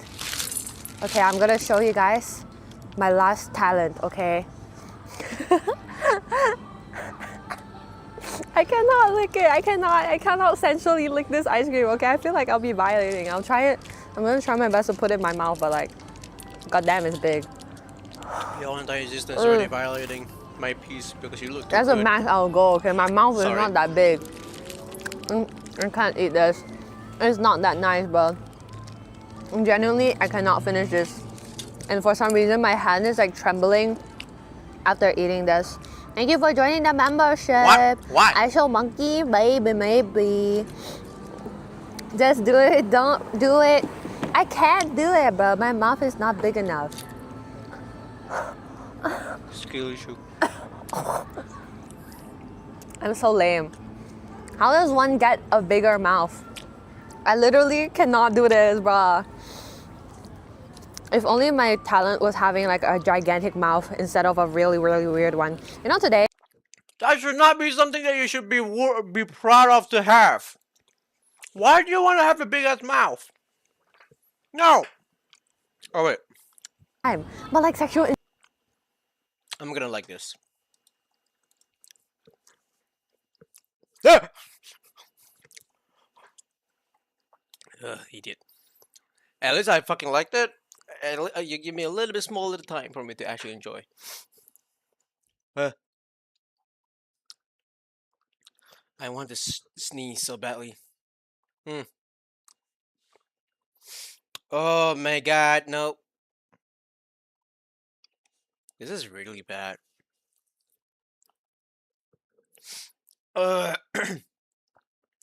It's so weird because like I've had this problem for so long. Shakira? What? I want to watch this too. I'm kind of interested to try out Alien Fireteam Elite 2 actually. It looks such a good, interesting twist of like make a Left 4 Dead 2 style game. Well, fellas, we got to play it. Aliens Fireteam Elite 2. Now, I've got a lot to say, as this has been one we've been heavily anticipating. Now, I do want to say a big shout out and thanks to Daybreak Games. They were kind enough to send over a copy of the game early so we could dive in head first, which we very much appreciated considering just how busy our schedule is this month. But I do want to clarify, this video will include my first impressions, but this is not a full review because there's still a lot that we have yet experienced. And if you're here for story or lore, I'm sorry to burst your bubble, guys. I'm not going to be discussing the story. We only had 10 hours with the game anyways, but I don't want to spoil anything. What I will say is that there's a lot of content in this game, especially for those thinking about tackling in-game. There is no doubt in my mind that you can easily sink hundreds of hours mastering each and every aspect of this game. Today's video is the beginning of that journey. I'm going to share with you everything I've learned, including my personal favorite build, my first impressions, and the things that really stood out to me. Now, for those that are just here wondering what the hell this game even is, I think all of us know about aliens. No lie, my childhood was ruined because of this. First time I ever saw a face hugger terrified me. Now, there have been a number of games published under the Alien franchise over the years, but Fireteam Elite honestly had a relatively short marketing window. This co-op third-person horde shooter left many players, though, with a very positive impression, enough to warrant a sequel. And players who fell in love with the first game should be pleased to know that Aliens Fireteam Elite 2 doesn't try to reinvent the wheel. Rather, it builds upon the game and continues to expand those original systems. Most Because one thing I don't understand, right? I've always wanted to have like a horde shooter where they have mechanics where they have like monsters or zombies that can climb on top of a ceiling. Like, imagine in the corridor. Excuse me. Imagine you're in a corridor and then it's a very a tight claustrophobic corridor, and it's dark, and then like you don't even know what's inside. And you decided to shoot one time. As you shot one time, you saw a quick glimpse of lights onto the enemy that's just like covering the whole entire wall, including the ceiling, in that claustrophobic corridor. I think that's something really cool about that, and that's just kind of scary. I think that's one thing also that I like about like Halo 1 as well. The Halo 1 flood, when you go to the short moment of like going through the corridor, and I saw those little fuckers coming out, and I was terrified, bro. Those original systems, most notably the build crafting. If there's one thing that really stands out to us, whether we're playing The Division, Destiny, Warframe, it's the build crafting, man. It's the thing that pulls me back in and keeps me for the long haul. Aliens Fireteam Elite 2 essentially has you selecting between 5 different classes. You have a duelist, machinist, a marauder, a hunter, and a medic. Each of these classes have 3 unique abilities that align with the theme of that class. Now, as you level up, you'll unlock perks and modifiers that you can then slot into your perk grid, which will expand as you level up, which is honestly one of the best parts about build crafting in Fireteam Elite. Each time you apply different core perks and modifiers, you're essentially putting together a puzzle. Instead of pulling from a pool of allocated stat points, each choice takes up physical space on your perk grid, encouraging this cost-benefit analysis at all times. Now, if you're worried about this being overly complicated, it's really not. It's easy to understand. You can literally see the perk taking up space on your grid that you could give to something else. Now, where things got interesting is when you start to take into consideration that certain perks and modifiers, that being the blue ones, are universal. Take, for instance, specialized ammunition. I had to reach level 7 on Duelist to unlock it, but when I do, if I swap the Hunter class, I can use that same perk on the grid as well. Now, this was something you could do in the first game, but now in AFE2, this same behavior exists on weapons as well. When you level up a weapon, you unlock its traits, which essentially boils down to a collection of stats boosting your performance. However, these traits are not weapon specific. For instance, if you want to reduce your recoil on a pulse rifle or your auto rifle, you could do that. Essentially, it's a system that rewards you for leveling up more of your weapons, because in the long run, it opens up more options to create perfected versions of your favorite weapons. Now, your weapons are not the only thing you're going to be able to create the perfect. Which is kind of interesting. But but the classes and everything, it's not something that I want to look forward to. I'm kind of curious about the difficulty and the enemy variants.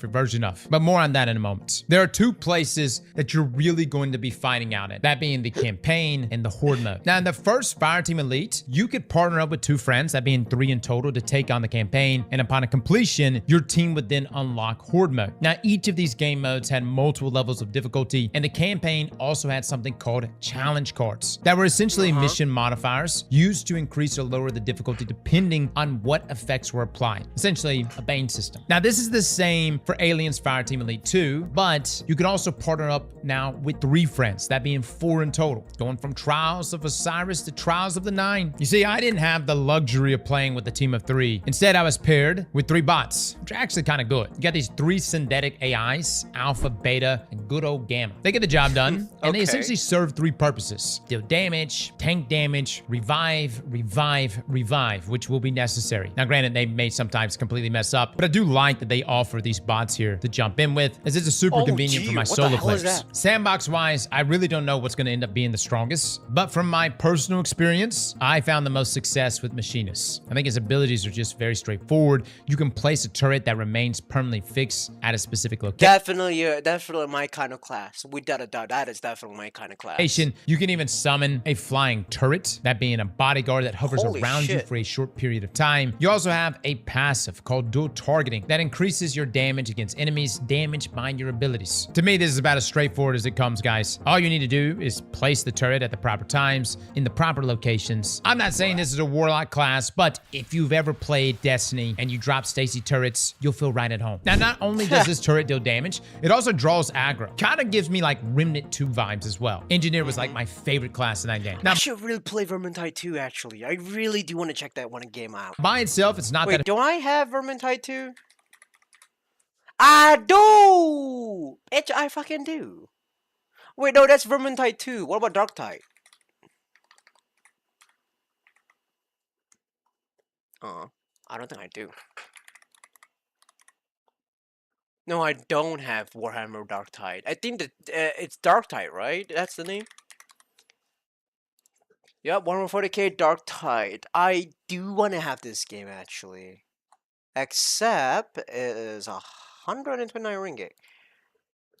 But rather use that money to actually buy Mortar Shell instead. But oh effective. well. The turret doesn't have infinite health, but when you have the core perk selected called cross-platform synergy, this allows your turret to gain 10% damage resistance. And when you stand near your turret, it regenerates 5 health every second. You pair that with hyperlocal logistics. This is another mod which increases that regeneration and the turret's rate of fire, literally for just standing next to it. Add combo bonus so that dual targeting also grants you temporary health, and this creates an infinite feedback loop where you and your turret deal damage and heal each other. Now, the main reason why I'm showing you this is, again, we have backgrounds in Destiny, The Division, Warframe, our time where we know Life Remnant. I like build crafting, guys. I want you to see the depth. This is obviously just a taste, but you can see where this can continue to scale. Now, I'm not going to say this is going to be the deciding factor to what character you choose, but your signature weapon is a very big part of it. You see, in Fireteam Elite, each enemy type is weak and resistant to 2 different types of damage. I'm going to pop that on the screen right here for you. Now, the 2 most common enemies you're going to face for the first half of the campaign are xenomorphs, as well as synthetics, which makes thermal and electric 2 of your most valuable damage types, at least in early game. Now, it just so happens that the machinist is one of the few classes that starts out with a weapon that deals thermal damage, that being the plasma rifle. Now, get this, it's not only thermal, it also just deals very good damage, and technically has infinite ammo. Don't be confused by the 4 ammo on the HUD. Now, you see, the plasma weapons in this game use a heat mechanic that only consumes ammo if you overheat them. So if you allow the weapon to cool between bursts of damage, you essentially never run out. Pair this with an electric SMG, and you're smooth sailing. Definitely look at those damage types, guys. That does make a big difference. Now, I will say there comes a point where things really jump exponentially. For me, it was after completing the mission Breaking and Entering on intense difficulty, I unlocked the EDS-93 Zadok Plasma Discharger. Now, from this point onward, my entire world changed. It was as if the heavens...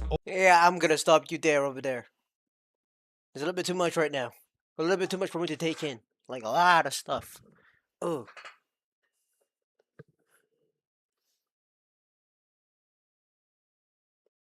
That hurts my brain actually, I'm not gonna lie.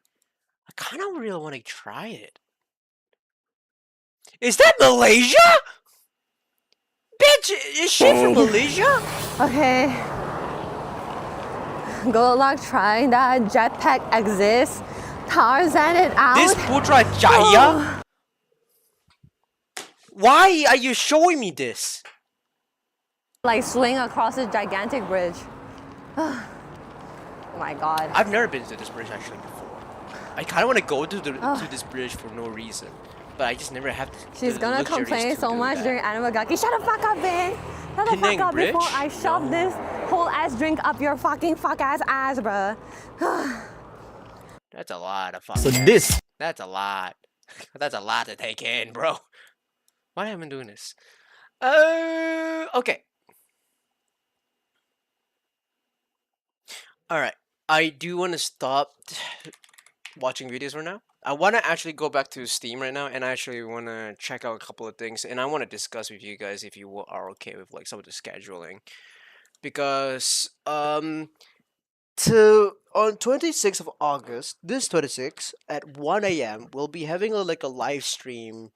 We'll have a live stream with Gamescom reveal trailer because it's a place where like they're gonna show off a bunch of new trailers, new games, and I'm gonna actually check it out because I'm actually kind of curious about if they have like a game that has a release date or a pre-order with the games that I wanted. There are games that I wanted, and I'm trying to save up money for it.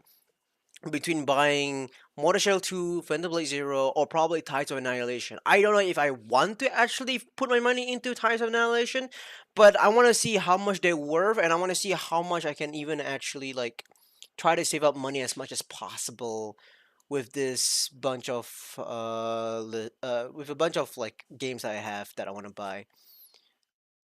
So gonna wait for Gamescom. And if the Gamescom is good, I'll probably buy Phantom Blade Zero or Mortal Shell 2. I really do want to play Mortal Shell 2, but Phantom Blade Zero is looking very sexy though. Excuse me. Okay, I'll be right back, y'all.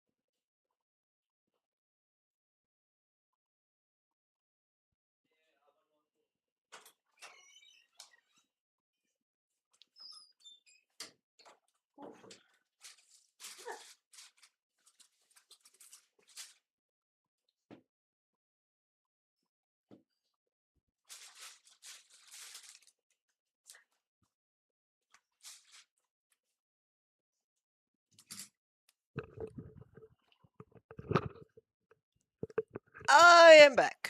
Owie. I'm back now. Wait. Yep. There you go. Never mind. Shit. Yes. What can I do for you, buddy?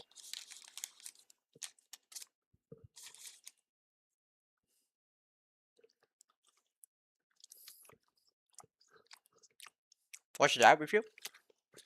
Sure.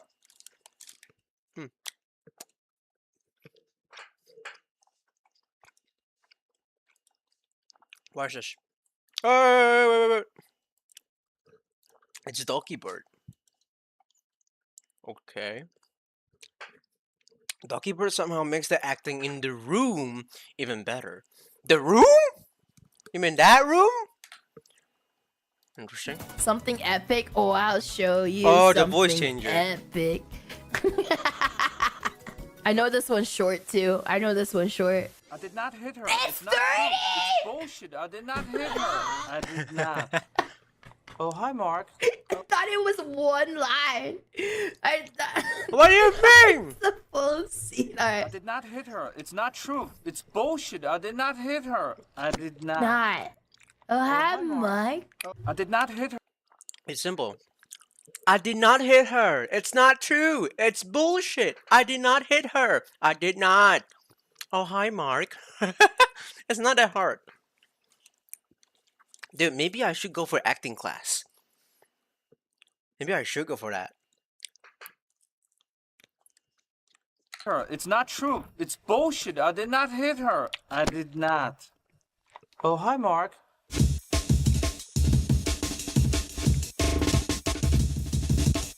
I'm so happy I have you as my best friend. Wait, there's more? And I love Lisa so much. Yeah. She's my best friend, and I love Lisa so much. Yeah. What?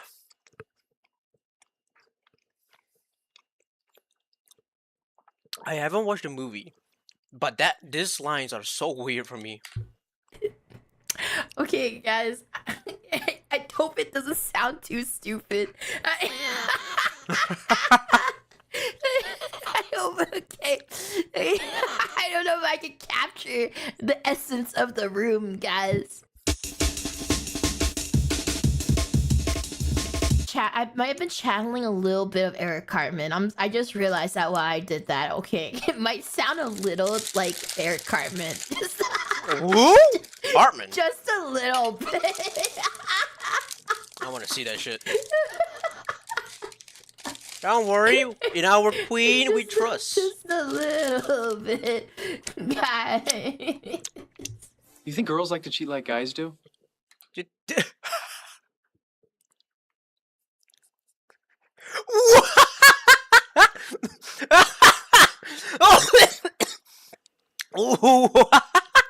think girls like to cheat like guys do? What? I never watched The Room, by the way. What is the sentence? You think girls like to cheat like guys do? To some extent, maybe. I don't know what that means. Like, you mean like how girls also cheating with other like going out with other girls, like being lesbians, something? I don't know what that means. Yeah, we don't see each other anymore. You know, she wasn't any good in bed. She was beautiful, but we had... Yeah, we don't see each other anymore. She wasn't good at bad, but like... too many arguments. Yeah, she's pretty good That's so fucking bad. in bed, yes. Just too many arguments, though. She wasn't any good in bed? Yes. Wait, what? She wasn't good at any... Yeah, we don't see each other anymore. Wait, what makes it even much more... It's even more toxic if he said it that she was good at bad. That would be very bad. Cartman from South Park. Ah! Okay. Or, you know, she wasn't any good in bed. She was beautiful, but we had too many arguments. What? Alright. Okay, I've been getting worse and worse, apparently. It's fine. It's apparently better than the Black Knight again. Alright, here we go. Okay, I might have channeled a little bit, accidentally channeled a little bit of Eric Cartman while I was doing... I kind of want to try it. Alright. I'm Come a on, little Doki. worried, too. I'm Show a what you little got. worried with how I sound like for him. I'm just a little worried. Dude, you even sound like him right now. Effortlessly. I can definitely see her being Cartman. That's crazy. Anyway, let her rip. And I hit her. It's not...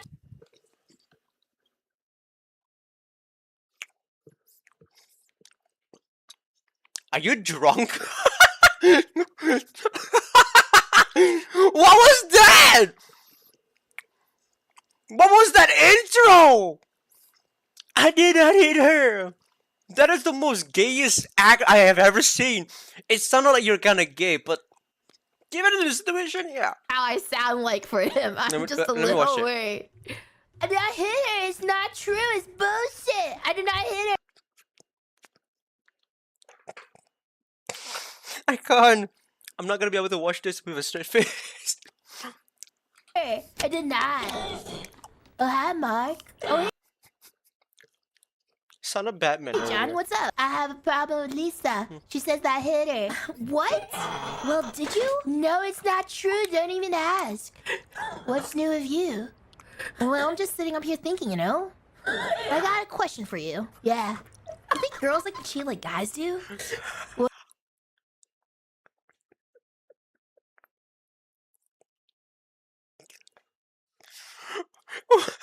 I can hear Carmen. Yeah, I know. I'm starting to hear it now. If only he talks. If only Doki Bird talks faster, it would work. What makes you say that? I don't know. I don't know. I'm just thinking. I don't have to worry about that because Lisa's loyal to me. Yeah, man, you never know. You are very strange these days. I used to know a girl. She had a dozen guys. One of them found out about it, beat her up so bad she ended up in the hospital on Gorell Street. What a story, Mom. Yeah, you can say that again.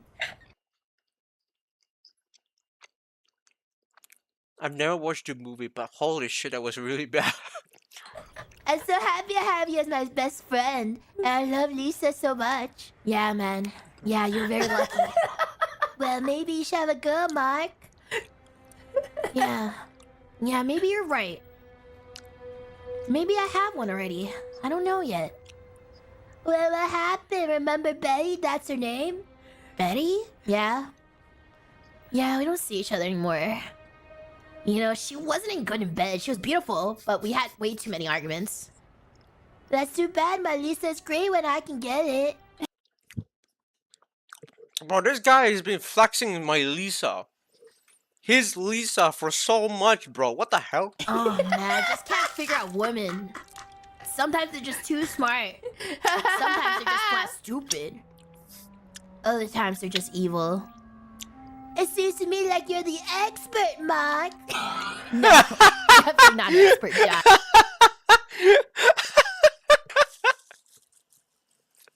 It sounds to me you're like an expert, Mark. What the fuck is that, dude? What the hell? He does not sound like that. I know for sure he does not sound like that. Why do you? What's bothering you, Mark? You're expert, Mark.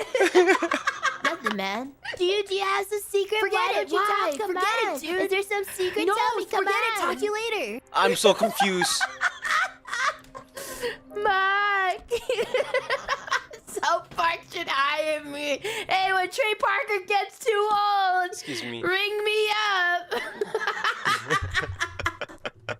That hitter is not true. It's Stop! That really makes me like my head sour, dude. I did not hit her. Shit, I did not hit her. I did not. I did not. Bro, I'm not gonna lie. I might actually have a problem in my head, dude. This should not be funny. Screw you guys. I'm going home. But Carmen, we're trying to... screw you guys. Home. Oh, hi, Mark. Hi, Mark. What's up? I have a problem. She with really Lisa. does have She those says I inner hit her. Carmen What? energy. Well, did you? No, it's not true. Don't even ask. What's new with you? Well, I'm just sitting up here I'm thinking, gay, you know? Mark. I got a question for you. Yeah. You think girls are like guys do? What makes you say that? I don't know.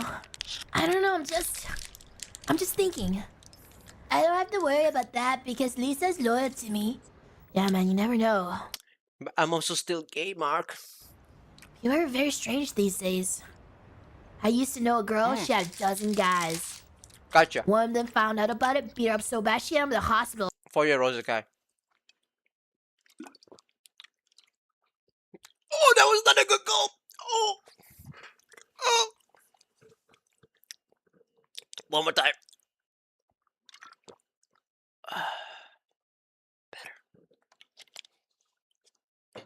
Ace. On Gorell Street. What a story, Mom. Yeah, you can say that again. I'm so happy I have you as my best friend. And I love Lisa so much. Yeah, man. Yeah, you're very lucky. Well, maybe you should have a girl, Mark. Yeah. Yeah, maybe you're right. Maybe I have one already. I don't know yet. Well, what happened? Remember Betty? That's her name? Betty? Yeah. Yeah, we don't see each other anymore. You know, she wasn't good in It feels bed. like She was I'm beautiful, watching but we South had way Park too many right arguments. now. That's too bad. My Lisa's great when I can get it. Oh, man, I just can't figure out women. I Sometimes know, they're right? just too smart. Sometimes they're just flat stupid. Other times they're just evil. It seems to me like you're the expert, Mark. No, definitely not an expert, Johnny. What's bothering you, Mark? Do you have some secret? Forget it. Why? Come on. Some secret. No, tell me. Come on. It. Talk to you later. What the fuck? What's going on, Kenny? I can't. It was an accident. I didn't. Eh? It's not triggering. Well, that's pretty weird. Yeah, you have. Did Dish fuck up something? Me to channel Eric Cartman. I was trying to figure out what voice to do. I did not hear it. Did not. Oh, hi, Kenny. No audio? Do I not have any audio? Do I not have any audio? Oh, I do have audio. Oh no. Oh, you mean you do? Oh.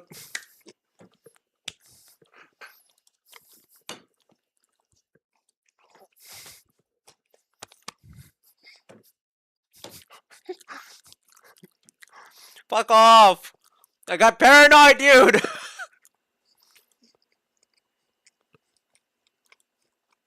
Innuendos are so fun.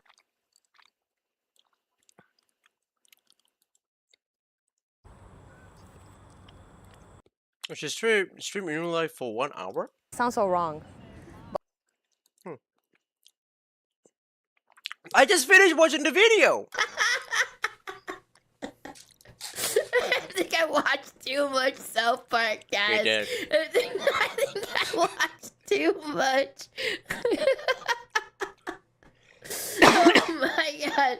I'm jealous of the other people playing this game that actually did voices, and I was just what if Doekeeper was talking to Doekeeper? And also Eric Cartman. Guys, I found my third voice. It's a child, Doekeeper, and Eric Cartman. So at least I know technically Eric Cartman if he was fanboy. Okay, gotcha. I have 3 voices now, not just 2, but 3. I found my calling. Guys, whenever Trey Parker gets too old, hit me up, guys. We'll make South Park go on to season 4. Dude, voice choicer, huh? I really want to try this. What is this? Oh my god! Oh, I got this! I got this! No, I don't think she does. Oh my god! That was not bad. That was not bad. That was not bad. Oh my god! Oh my god! Oh, I got this! I got this! What happened? That was not bad. Scream stuff.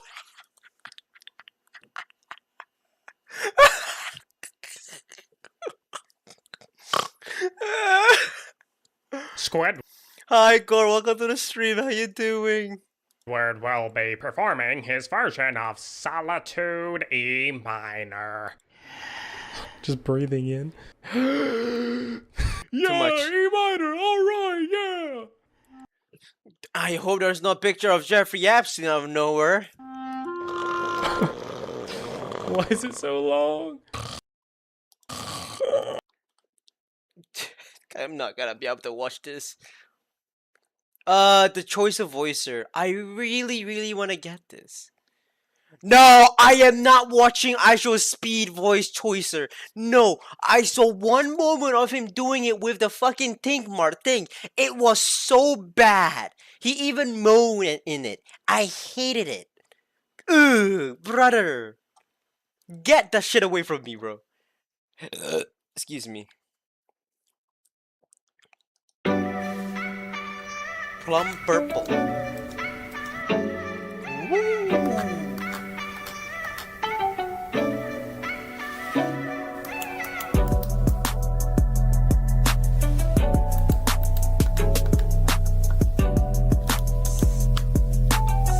Ooh, I kinda want this.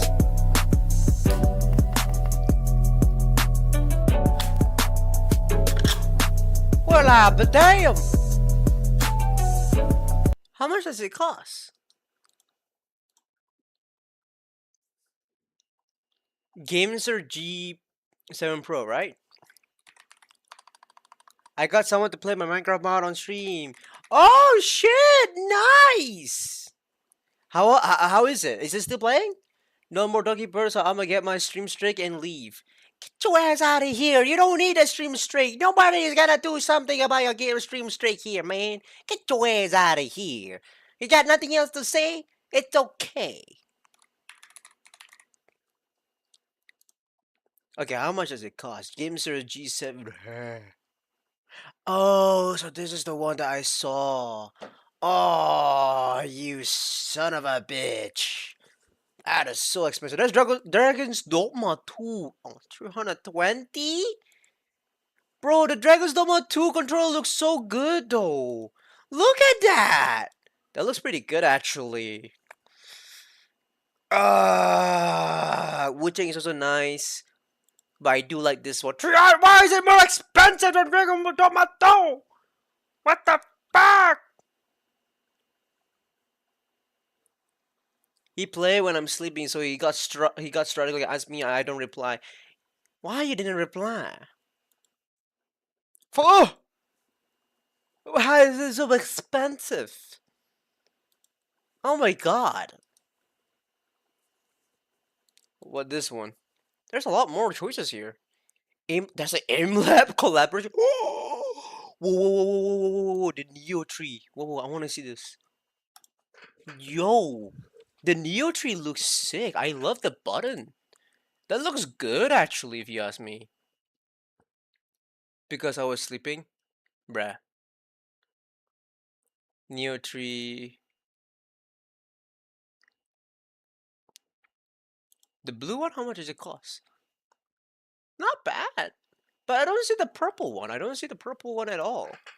Like, I want to buy a new controller, but I don't know if I want to go for like a premium controller or should I just get like the ordinary controller. I feel like just getting an ordinary controller, like the one that I've always been used, is like probably the best option. Like, it's cheap. There's no reason for me to buy an expensive one. Like, all these controllers are actually much more better than like Xbox and also PS5. I do want to try out Xbox controller though. Gameser and 8-bit Do, if I'm not mistaken. 8-bit Do controller. Was it Ultimate 3 that I do want to try? There's Ultimate 2 wireless, which is more expensive than I thought actually. What the hell? Huh. I was not expecting that price. Huh. Get the one you can afford. Yeah, you're right. I get the one that I can afford. Which I can afford buying the premium one. It's just that, like, I don't know if I should spend that much money for a controller. Like, I can afford it. I just don't know if I want to. Because, like, yeah, if that was the case, then there's no point of me buying it. Yeah. Oh, hey, there's a maid outfit. Yeah, maybe buy a normal controller. I do want to try out like some of the Gameser and 8-bit those controllers as well. I want to try out different brand when I can.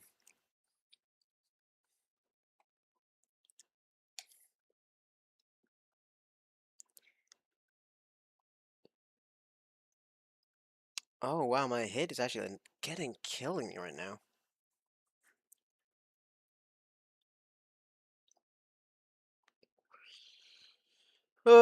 This is the most red-pilled video I've ever seen. Replaced by immigration? Why am I seeing a Muslim woman in front of the screen? What? What is this video? It's 70 minutes too. If you saw the price and you think, should I get it? Then don't get it. Fair enough. Fair enough. This video is from Asmon Gould. I don't know if I'm gonna be liking this or not, but I will try. We'll watch the this. woke has fallen? Okay. Hold on, you know what? I'm gonna watch the video, the original video, instead. It's 8 minute long, so I think that's better that way. Wait, do I All know the this guy? online right. Do I know this guy? Is it the same guy who made a video about like the about Indians as well? Why is that held number 2? No, I don't see it. So, oh well, we'll see it. Are rejoicing with the supposed death of what is being called woke 1.0. At long last, people, even on the left, are finally admitting that the 2010s were complete insanity. Finally, we can answer questions like, what is a woman? Without having a circular definition. Finally, we can admit that putting men in combat sports against women is not wise.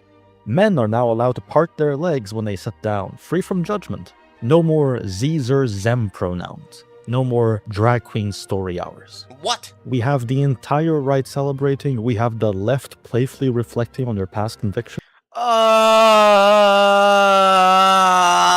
I saw Hassan Piker. I'm losing my shit. Someone once told me if you wonder should you get something or not, then don't get it. If it's necessary, you will get it without any hesitation. Touche. Fair point, actually. Really fair point. I should really start actually putting that into like whenever I decided to think of like buying Steam Deck or handheld. And we even have the LGB telling the T to be normal. Ironic. So, did we do it? Wait, what? You have the LGB wanting to have the T to be normal. Well, that's bloody interesting. Did we win the culture war? I don't think you ever did. I don't think the culture war even existed to begin with. Because, like, I don't understand why we're even in this situation. Because I think, like, the truth of, like, the situation is that, like, nobody is gonna be satisfied with their own answer. No matter what, you will never be satisfied with the outcome. So some way or form, there will be some way, someone out there will try to find some place to actually say something about they wanted to feel validated. And I think that's bitch ass mindset. No. Actually, this is a sign of the right's defeat. Something that many, including myself, warned would happen if things continued the way they were going. And in this video, I go over why that is, and the actual political drive behind Woke 1.0's death. And if you enjoyed, consider subscribing, it helps the channel. I said in one of my earliest videos that a right-wing revolution was inevitable. By right-wing here, I actually mean anti-woke. My reasoning was as follows. With the left's mass importation of peoples from the third world, who, by themselves, tend to be very hostile to woke ideology, the liberals signed their own death warrant. The woke left somehow believed that these people, known for their tribalism and religious extremism, would perfectly parrot the liberal worldview. They didn't, as should have been obvious. Because they're idiots. Oh, I see now. Oh, God. These are the same people who think that America is the only country that exists to become modernized. They are the only, like, I swear to God, I swear to God, South Americans think they are the only country that ever exists to have such a welfare of institution in their own country. Well, and they look at the world around him, just not very developed. And I've seen that before. I've seen that to some people, apparently. This means that as the third world population grows in the West and becomes a decisive voter bloc, they would turn on the woke liberals who enabled them and try to impose their own worldview. As, by the way, has already happened in several cities and states. We're in a situation where many Western European countries... White British people will be a minority in 40 years, report claims. The percentage of immigrants in France expected to keep rising as birth rate keeps falling. Wow, really? will become... This was a 2026 report too. What the hell? People with 2 Dutch parents becoming a minority in Amsterdam study. Minority European within only 1 to 3 generations, with most capitals already undergoing that switch. America has just a bit longer. On screen, you're seeing some of the statistics on this, caused by a mix of low fertility among locals due to both cultural factors and economic policy, and the unrelenting immigration numbers, as well as the high fertility among foreigners due to their own distinct culture, and being the beneficiaries of the West's disastrous welfare policies. Therefore, if things continue as is, the West will be remade in the Third World's image within the coming decades. Naturally, that means there are only two broad political positions that still matter. Either A, the Third World, or B, the dissident right, who oppose their presence and the current establishment that enabled their mass importation. Everything else is secondary until this is resolved. Well, yeah, I think that's one thing that's going on with Japan, because like there's just a bunch of people actually like protesting against like the against the immigrants, which is kind of sad because some of the immigrants, like, I can't blame them if they want to actually leave their country, because some of the countries they're trying to leave behind was actually like being a war zone. Maybe they just don't have any places for themselves over there. Like like there is no future for them in that country. I totally understand that for a lot of people. But like, ah, man, it sucks because like some other countries have like really bad politics, and also the structure of the government is so bad. Like for example, Indonesia is like one of the few countries that has really good. It used to have really good money value, and then like for some fucking reason their money value has dropped, plummeting to the abyss, bro. It's weird. Which I should watch one more video about like there's something weird going on with Indonesia. Apparently the president was actually like kind of weirded out something. I don't know. I really do want to watch it. And especially like, I don't know, does anybody know about like the Indonesia having the haze problem towards Singapore and Malaysia and other Asia countries? Somebody please let me know. If I don't know, I'm not really too sure if I'm actually like knowledgeable about it. So anybody who knows about it, please let me know to tell me something, one or two. I would love to check it out. Regardless of who would win in such a situation, they will be anti-woke. Given these options, where does that leave the left? The average woke leftist has three paths laid before them. Path 1, they can stay woke. They don't recant their beliefs. Yeah, they can just stay woke and be ignored. But the problem is that like if they stay woke, there are some like it depends on like how they're trying to stay woke. They want to stay woke. Some of them want to become gay. That's okay to just be gay. It's okay. There's no problem to be gay. But the problem is that like some of the gays right now are just so ridiculous. They want to actually push down your throat. Like it's like some kind of their own religion. Even though it's like a preference of choice that you choose. Continue to push LGBT, neopronouns, feminism, etc. unapologetically. Force it in schools, at the workplace, in movies, desperately trying to spread propaganda with every institution they still control to see if their numbers can grow enough. Which I don't really understand. How did they, like, schools I can get by. I can understand how they actually got into. But how does workplace and movies, they were able to, wait, no, workplace makes sense for them to actually have a, like a way to get into and force down the propaganda. Like, watch Master of Universe, it kind of actually tells you a little bit of one or two.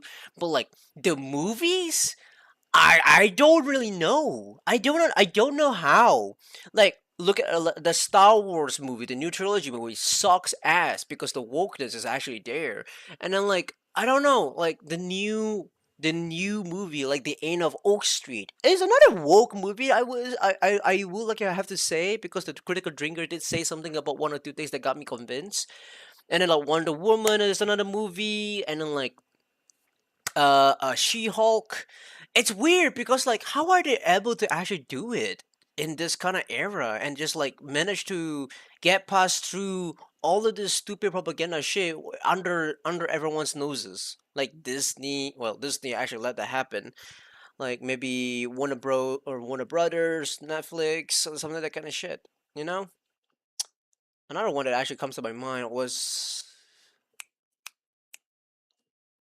yeah, never mind. I was thinking about it, but then it got away. But they won't. And they'll start losing more and more to non-woke leftists or right-wingers until they become irrelevant. And when the power struggle between the distant right and the third world really begins, they'll be the first to be gotten rid of, effectively making this option an... Without a doubt, yes. Because we all, I think like it's kind of weird to say this, but I think like at one point we all can agree that some of the leftists are fucking annoying. like as much like we all have differences, we all can agree that they are the problem. act of self-destruction. That's always been the woke left's specialty, so maybe they might go with it. Path 2. They become based. A niche but increasingly common option these days, a lot of woke leftists have attempted to rehabilitate themselves, dropping their pro-immigration stance and some of their more insane cultural values, and then replacing it with nationalism.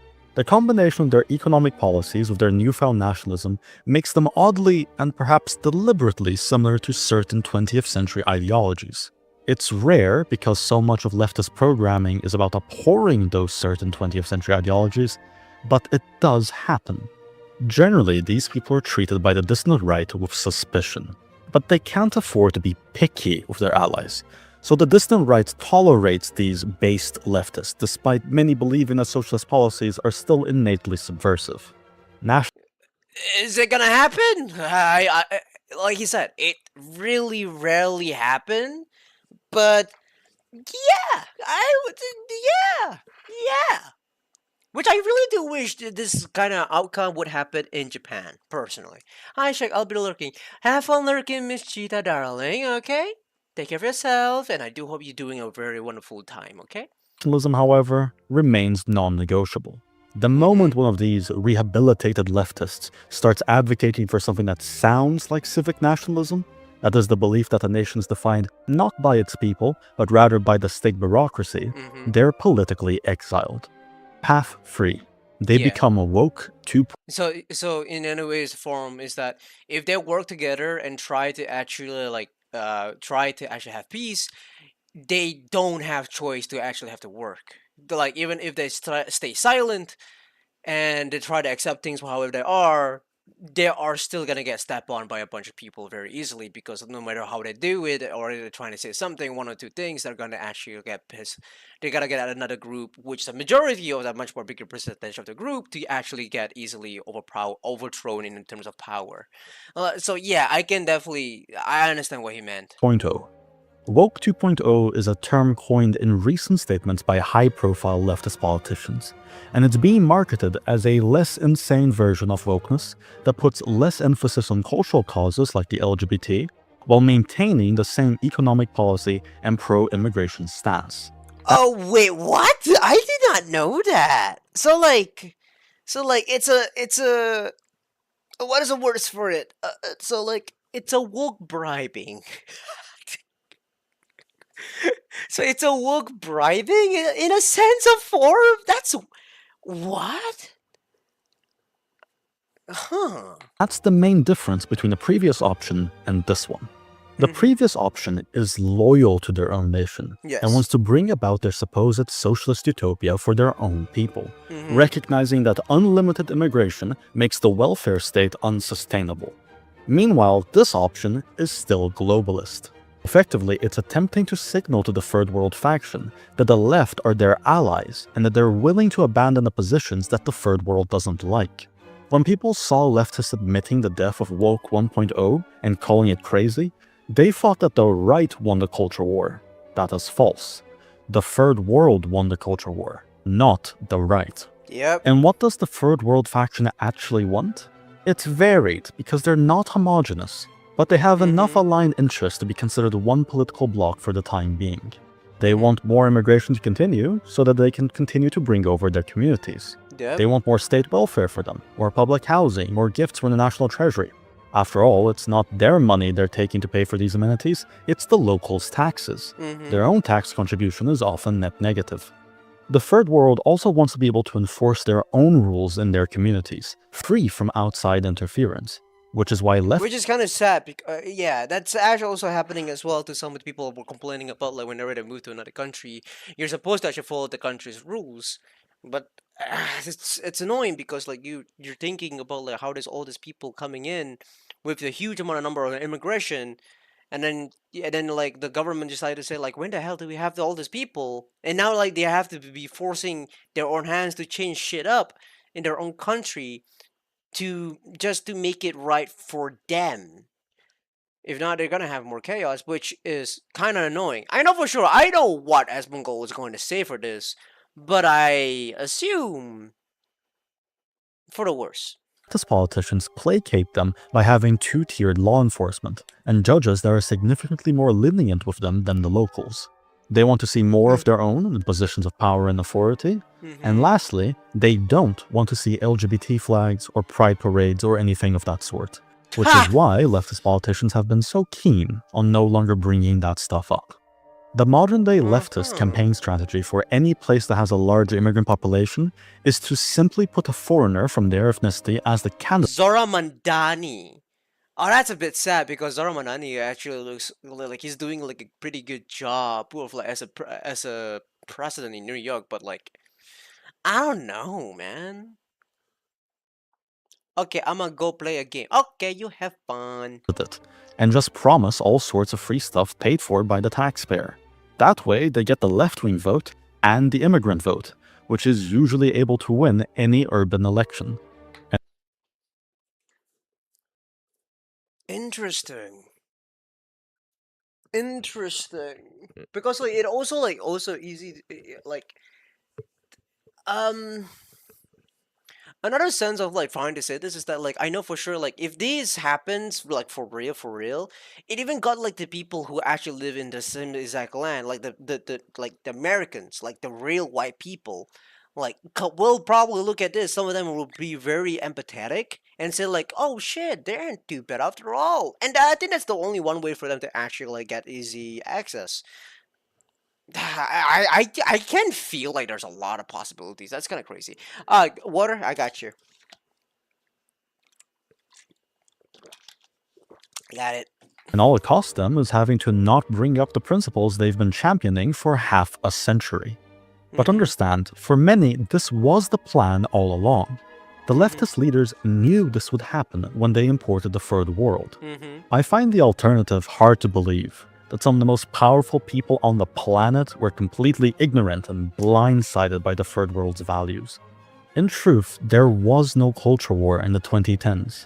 There was a culture feint. While we were too distracted trying to argue what a woman is, or the fact that men shouldn't be competing against them in sports, one of the largest and most consequential demographic changes in history Oh god, I hate that picture. was taking place. And people were too busy seeing it as just one of a myriad of issues. This was a war won without a fight. And notice how naturally the champions of the 2010s wokeness have abandoned their causes, the ease with which they call their former positions crazy. Leftist politicians didn't stop being woke 1.0, they never were. They simply took on the facade that would get them elected and their agenda pushed. Leftist politicians didn't stop being woke 1.0, they never were. Yeah. They simply took on Like the I said earlier. Yeah, that's just what I said earlier. There was never war like a cultural war to begin with, because like you cannot stop people wanting a validation to actually be something in power. I think like that's kind of the funny thing is that like culture war, culture shock, blah blah blah. They want to like the culture war, like it will happen one way or another, because like you have to see like in a very much more bigger view, because like a lot of people were given a lot of facilities to actually like be influenced by multiple cultures and also multiple religion, just to show off their own need of validation of I can't even say it. I can't even say it. I had to pick up my words properly. But one thing I can say is that like you can never stop it, because like there's too much stuff to actually being exposed to one another, that that cultures are very easy to expand upon. It's very very easy. facade that would get them elected and their agenda pushed. Because that's what a politician is, and their voters should have been aware. The woke crowd is no longer as relevant as it used to be, and a new demographic of voters have taken over their role as the base of leftist political support. The liberal then was just a useful stepping stone in pursuit of this outcome. Now, his job is done, and his services are no longer required. The useful idiots, the leftists who are idealistically believing in the beauty of the socialist or the communist or whatever system, they serve a purpose only at the stage of destabilization of a nation. When their job is completed, they are not needed anymore. They will be lined up against the wall and redacted. Wow. That is a very, very good very good video. I am actually kind of impressed. Very impressed. It's a very interesting video to actually talk about, like, where there's a video. It's an interesting it's an interesting video because, like, people were complaining about how, like, America was doing bad shit and here and there, but, like, it's such a unseen strategy that it works very effectively if you're playing in a long shot. And this is something that it's not very easy to solve. It's not very invadable, to be honest with you. I think one way or another with this, like, era, day and age, right, where, like, it's so easy to just cross the border, across the seas, there's a lot of things that can slip into it. We are all just pawns, bro. And that's crazy. Whether you are not willing to do or you willing to do so, you will be pawned by the governments. And that's crazy, dude. Be careful not to underestimate them. They still have all the institution. Ask anyone of them, after all this, you still left? And if the answer is yes, they'll learn nothing. Do people even actually understand what the left is even supposed to even do for them? That is crazy video. Jeez, man. I will probably watch, like, a video about from Asmongold POV sooner or later, because I think, like, there's something interesting from his point of view. Where, few weeks ago, even if he can be aggressive, but, like, I know for sure where he's gonna go. Anyway, Indonesia. I've been wanting to watch this video for a while. It popped up in my feed a few days ago, and I wasn't really technically paying attention to the Indonesia, but then, like, one dude from TikTok actually mentioned about the haze problem that was being sent out as a report by Malaysia and Singapore, where they're going to discuss it in ASEAN meeting, which is probably big, actually. But I want to see this. Let's go. A few weeks ago, police raided a house in Jakarta. Inside, they found 74 kilos of gold bars and $26 million in cash. Nice. The owner? The top anti-corruption prosecutor of Indonesia. The top anti-corruption. So, like, the guy who was supposed to work as an anti-corruption prosecutor somehow is corrupted in a way of sense? I wouldn't be surprised. The guy whose job is catching dirty money. Now, corruption stories come out of a lot of countries. Usually... oh my god! Is that Najib? Wait, that's Najib! Guys! Exilius! Is that Dr. Najib? Like, correct me if I'm wrong. But he cares. I think that's Najib, right? This time. God, I remember that time when he was actually the president for Malaysia. It was so bad. The fact that he brought up, I remember he brought up GST.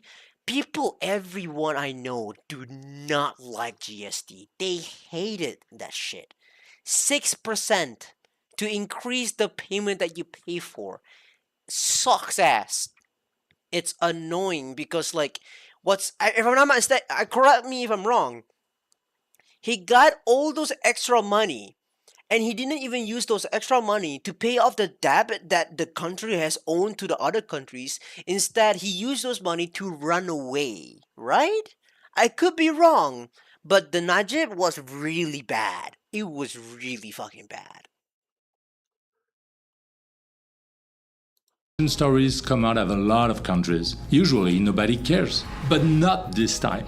Because this raid landed in the middle of something much bigger. Indonesia's currency has crashed to its weakest level ever. The stock market is down 26%, one of the worst in Asia. And billions of dollars are leaving the country. From foreign funds and from Indonesians who don't trust their own system anymore. The government's answer is, well, quite a surprise. They are locking the doors so the money can get out.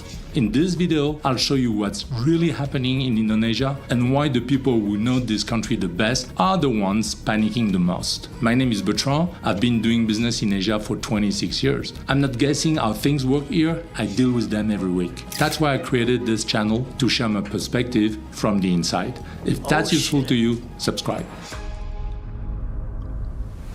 For 20 years, Indonesia has been the silent overachiever of Asia. Growth around 5% almost every single year with a regularity that most governments will kill for. And it did it without the usual emerging market roller coaster. No default, no IMF drama since the 90s. Just the same steady number year in, year out. It's the fourth biggest population on Earth, 280 million people. Most of them are young enough that the country's best years are still ahead of it. Adjust for purchasing power, and Indonesia is already the 7th largest economy in the world, bigger than France. Most people have no idea. And the country sits on 42% of the world's nickel reserves, the metal inside every EV battery. For decades, Indonesia did what poor countries always do: dig the ore, ship it raw, watch someone else capture the profit. But in 2020, it stopped. The export of raw nickel ore got banned. You want Indonesian nickel? Then you build in Indonesia and you hire Indonesians to do it. Every Respect. consultant say this will scare investors away. Instead, billions flooded in. Funds trusted this country with their money because of the discipline. The 1998 crisis. Wait, because that would also mean like it's much more cheaper cost to actually for them to invest to, right? I could be wrong. Nearly killed Indonesia. Out of that trauma, the country wrote itself a rule. The budget deficit stays under 3% of GDP. It's not a promise, it's a law. Every government respected it for 20 years, including through COVID. On paper, Indonesia is doing amazing. It has a huge domestic market, relatively low public debt, strategic resources, and a young population. Its economy is not collapsing in the traditional sense. That is precisely what makes the current situation so interesting. What we're watching, something weird is happening in Indonesia. That's what we're watching. The economic foundation still looks strong, but investors are becoming less confident in the institutions managing them. Since late 2024, the funds that spent 20 years buying the Indonesia story have been selling it. First in silence, now in the open. And the speed of that exit is the kind you normally only see when a country is about to break. In June, the rupiah crashed through 18,000 to the dollar, the weakest level in its entire history. Weaker than 1998, when the crisis brought down a dictatorship. So, the government made a crazy move. Parliament amended a financial law. On the surface, technical stuff. But buried inside it one clause. Anyone who buys special bonds from Danantara, the state giant investment fund, receives legal immunity. Immunity from criminal prosecution, civil lawsuits, or tax investigations. Think about who that offer attracts. If your money is clean, immunity is worth nothing to you. The market understood immediately, and the rupiah started falling again the same week. The stock market tells the same story. Since Prabowo took office, the Jakarta index has lost more than a quarter of its value. In February, it went through a really bad crash. The trigger was a press release from MSCI, the company that decides which countries qualified as real investment markets. They basically threatened to reclassify Indonesia as a frontier market. Frontier? The same category as Kenya or Bangladesh. For the 7th largest economy on Earth, that's tough. If that happens, every fund that tracks emerging market indexes has to sell Indonesia because their own rules force them to. Then, Moody's joined in with a negative credit outlook, one step before a downgrade. Foreign investors panicked and have pulled about $8.9 billion out of Indonesian assets. Whoa. Some of this movement might just be investors reducing exposure to emerging markets. But domestic capital appears to be living on an even larger scale. Indonesians themselves have moved 28.2 billion out of their own country, 3 times more than the foreigners. The people with the best information about Indonesia are the ones running the fastest. Add it all up, and the country's balance of payments, which was sitting on a comfortable surplus 2 years ago, has flipped to a $9 billion deficit. The central bank is burning reserves to slow the fall. $10 billion. Holy shit. After watching all those big numbers, I can't believe that this is actually happening in Indonesia because they actually know how to make money, but they just can't do it in their own because everybody else comes into their own country, buying and investing so much money into Indonesia, and there was something happened. I didn't listen properly, but something happened, and it got everyone who actually invested a huge chunk of money to sell them back, which is like not giving out any good. Like at that point, Indonesia is not taking any money properly with them. Perry the platypus? Who? Oh my God, Perry! What? Gio? Dollars gone in the first half of this year alone. It's very weird because it looks like a reaction to a recession. But officially, Indonesia is still growing above 5%, one of the best numbers of any major economy. So, either the smartest money in Asia has lost its mind, That's a rich Perry.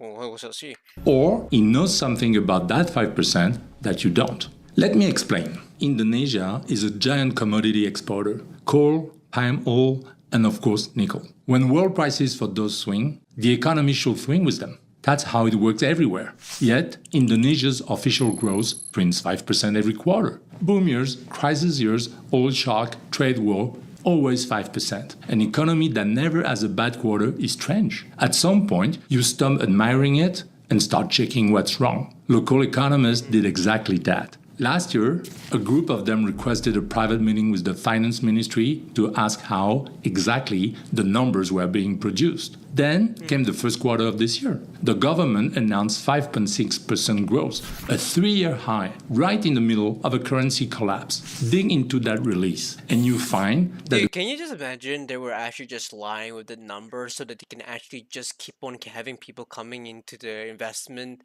like having putting out their own wallet into their own country? I don't know, because like it's a way of like trying to say that they're trying to make Indonesia as a working factory country. You know what I mean? A big chunk of the growth comes from unsold goods piling up in warehouses. Stuff nobody bought yet but counted as growth in the official math. That's not really a boom. It's more good PR. You also find manufacturing supposedly booming, while electricity Industri pergolahan, perdagangan, pertanian, konstruksi, pertambangan, transportasi, pergundangan, infomokom, jasa keuangan, pemerintahan, akomodasi, makan minum, jasa pendidikan, and the last one would be penggadaan air. Shit, penggadaan air is like the lowest. I can see, maybe I can understand why, but industry pengolahan is like 19%. That's huge. I'm not really too sure when it comes to businesses, but I do want to learn this. use fell over the same period. Factories that produce more while consuming less power. That would be a world first. And you don't need a statistics degree to feel that something is off. Just ask the Indonesian middle class, or what's left of it. In 2019, 57 million Indonesians qualified as middle class. Today, fewer than 47 million do. And no, they didn't get rich and move up. They fell down into what the Statistics Office politely calls the aspiring middle class. Not poor, just one bad month away from it. That group now counts 142 million people. More than half the country lives just below the middle class line. How does that happen in a country that grows 5% a year? Nobody can prove these numbers are fake. And that's not the point.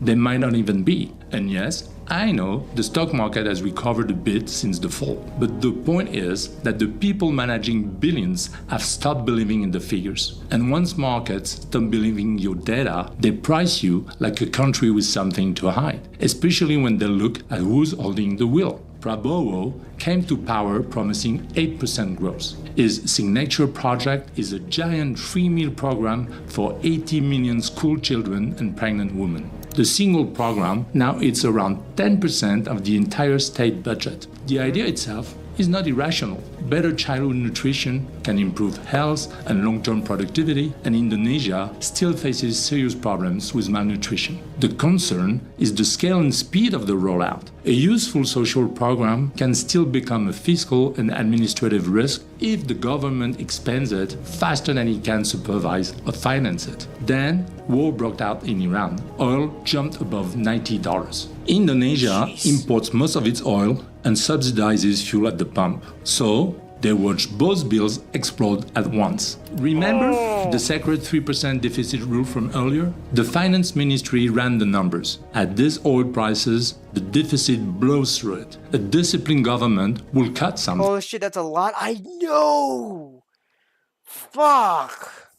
For over a year, Prabowo refused to touch any of it. Instead, why? The central bank started printing money to buy government debt. Shortly after Prabowo installed his nephew as its deputy, loans explode at once. Remember the sacred 3% deficit rule from earlier? The finance ministry ran the numbers. At these oil prices, the deficit blows through it. A disciplined government will cut something. For over a year, Prabowo refused to touch any of it. Oh shit.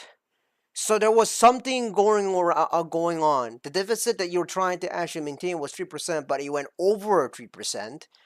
And the government was telling you to actually do something, to cut off something, to actually maintain those 3%, because if not, something will come back biting your ass, but you didn't do it. You didn't try to touch it. Why?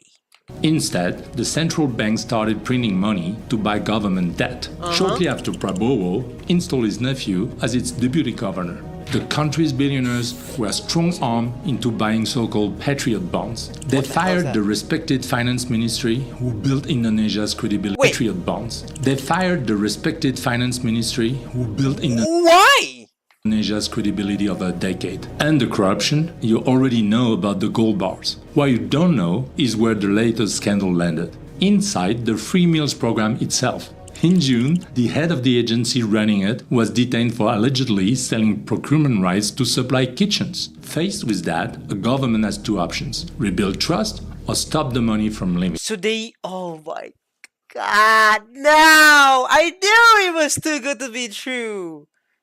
Agency running it was detained for allegedly selling procurement rights to supply kitchens. Agency running it was detained for allegedly selling procurement rights to procurement vibes.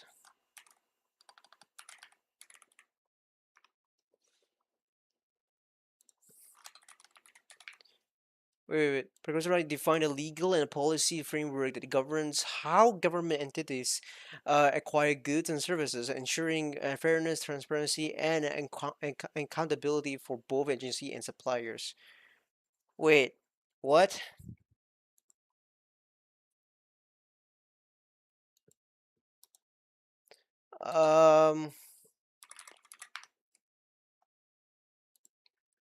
Procurement 5 rights: right quality, right quantity, right place, right time. I do not know. I understand this. Wait.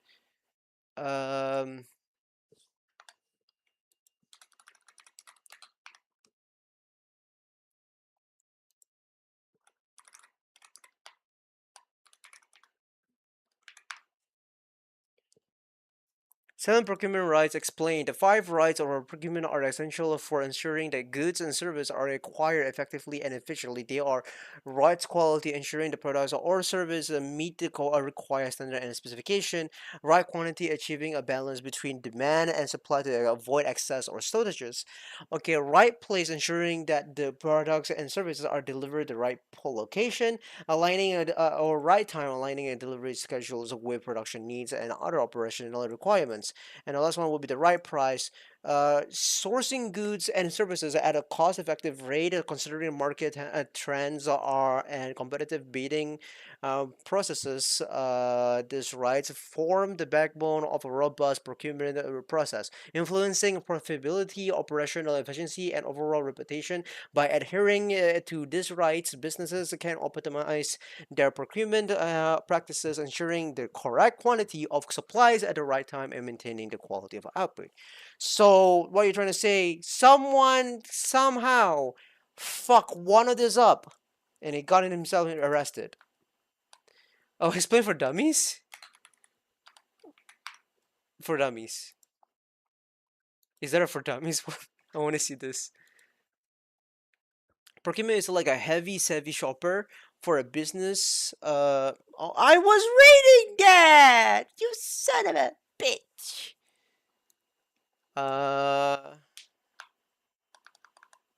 Bad? Let me see this.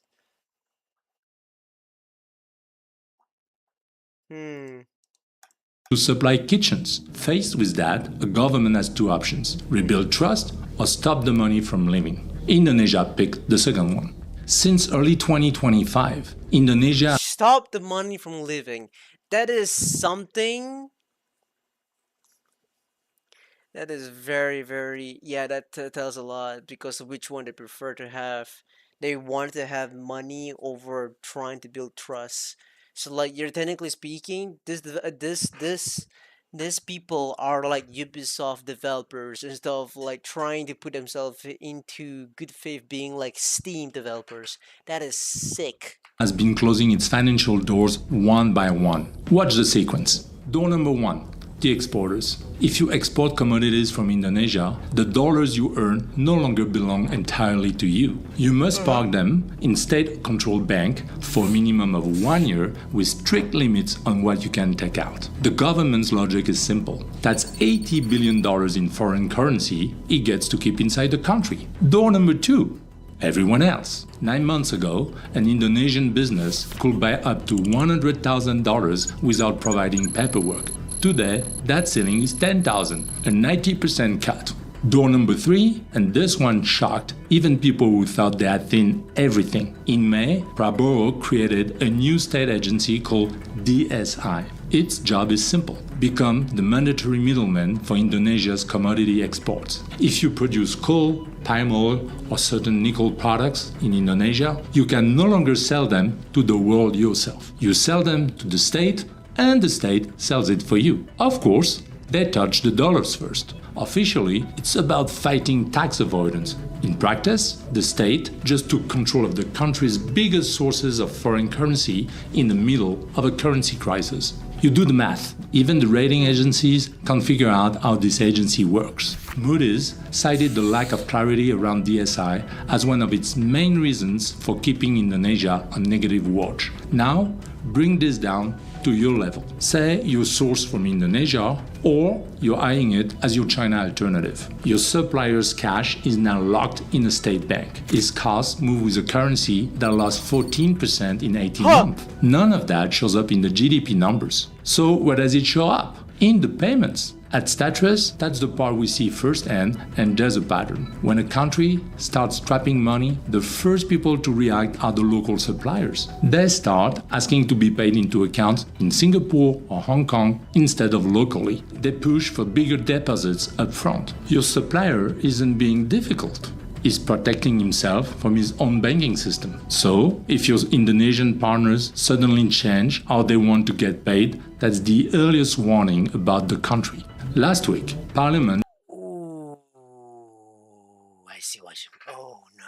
just approved the creation of an international financial center. It will probably be in Bali and is designed to compete with Singapore, Hong Kong, and Dubai. The offer is 100% corporate tax reduction. Golden visa holders who live there won't even count as Indonesian tax residents. They'll have special courts. The law went from first debate to final approval in under 3 weeks. Indonesia is offering the world 0% tax. In a country where exporters can't touch their own dollars. They're treating a trust problem the wrong way. At this point,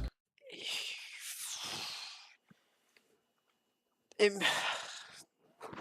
looks good, but at the same time, I know for sure there's something fucking there's something underlying. There's gotta be some problem underlining somewhere.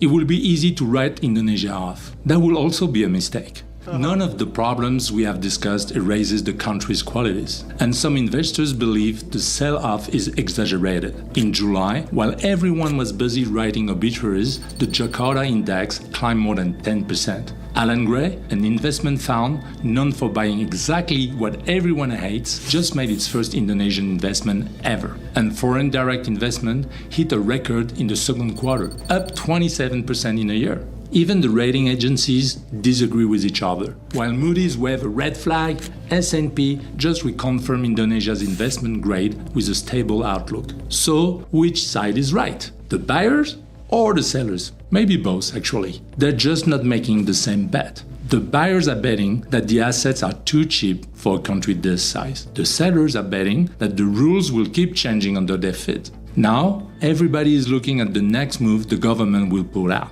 There is still a credible positive scenario. the government could clarify DSI's mandate, preserve the independence of Bank Indonesia, keep the budget deficit within the believable path, and make the foreign currency rules more predictable. If it does that, Indonesia will stop damaging its credibility. Moody's has given itself 6 to 12 months to decide whether Indonesia keeps its investment grade. But that's not the real emergency. Indonesia took drastic measures in the last few months, each one bigger than the last, each one buying less time. Argentina spent decades on that treadmill, so did Venezuela. Indonesia is not there today. But once temporary capital controls become permanent, removing them becomes politically and financially difficult. Very few countries have stepped of it voluntarily. Because the moment you loosen the control, the money you trap runs for the exit, and you're back to square one with less trust than before. So forget the growth number for a few months. Over the next year,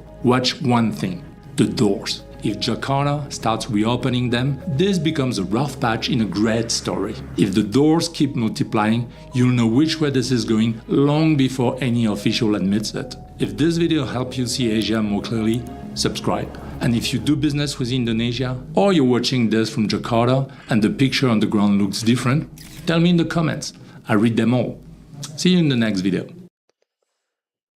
I think I might need a better explanation. Because like it's so weird the fact that like you have a bunch of people wanting to put money into the country, but at the same time the country is wanting to say no, and and instead they wanted them to actually put money into the Jakarta and having locals to do that, which I'm pretty much assuming it's gonna be much more cheaper for the investors actually, which is booming actually. So probably have more money putting into flooding into Indonesia that cost them to printing money. But at the same time, with all that money, where is that money going? And because of the people around Indonesia, they didn't actually have enough, like the classes like the people who live different classes are not going up. They're kind of stable, and if not, we can actually kind of safely assume that some of the classes are actually slowly dissolving themselves to actually lower rank of classes in terms of like cost of life, which is weird. Why and how? Why and how does Indonesia was able to have produce a 5% GDPD every single year and still have the same problem in every year? Do they even trust them? Do they even trust their own people? Because you look at the one of the government, well, like the guy, there was something suspicious about the free food program because someone was actually selling the procurements right, messing with the rights with the procurements, causing to have problems between the local suppliers and also the one who is technically selling those suppliers. And that is very bad. So like that wasn't a simple idea of like the how corruption can actually goes.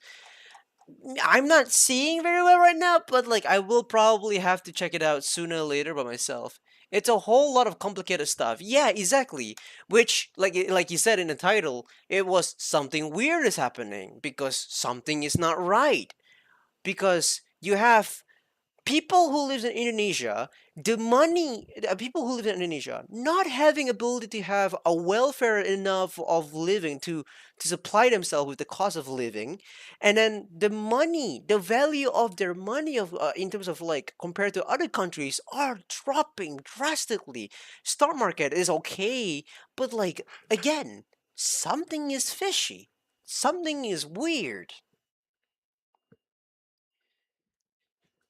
I can't say much because like I don't know anything about businesses. I wish I do have ability or even spend more time to learn in the business class because I would love to actually. I would actually love to learn some business classes. But that is, excuse me, that is a bloody interesting fucking video. Holy shit, dude. Anti-corruption agency is corrupt. Indonesia and Philippines in competition. Which country will be plunged into crisis first? Oh, don't even get me started with Philippines. Philippines are weird as hell. In Praboyo's mind, it's just free meal. It's free meal, free meal, free meal, even though there are more important things. Yeah, like you said, like there's so much more problems he could have actually tried to tackle, but instead he doesn't do it. I don't get it. Why?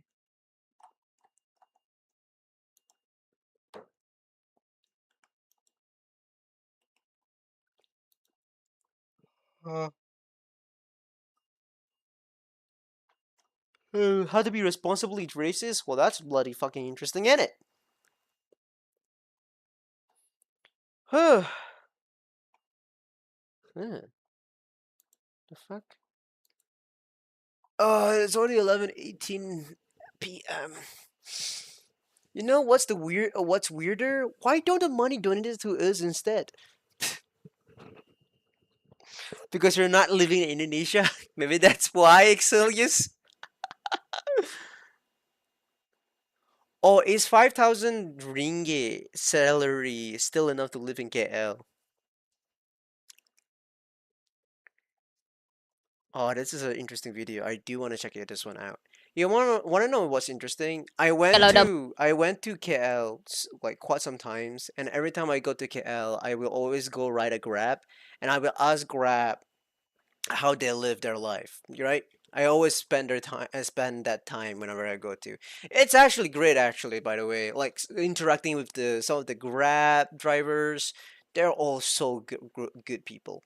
And I know some commonality between all of them, but some of them also recommend me to actually like I asked them what's the recommended salary to live in KL.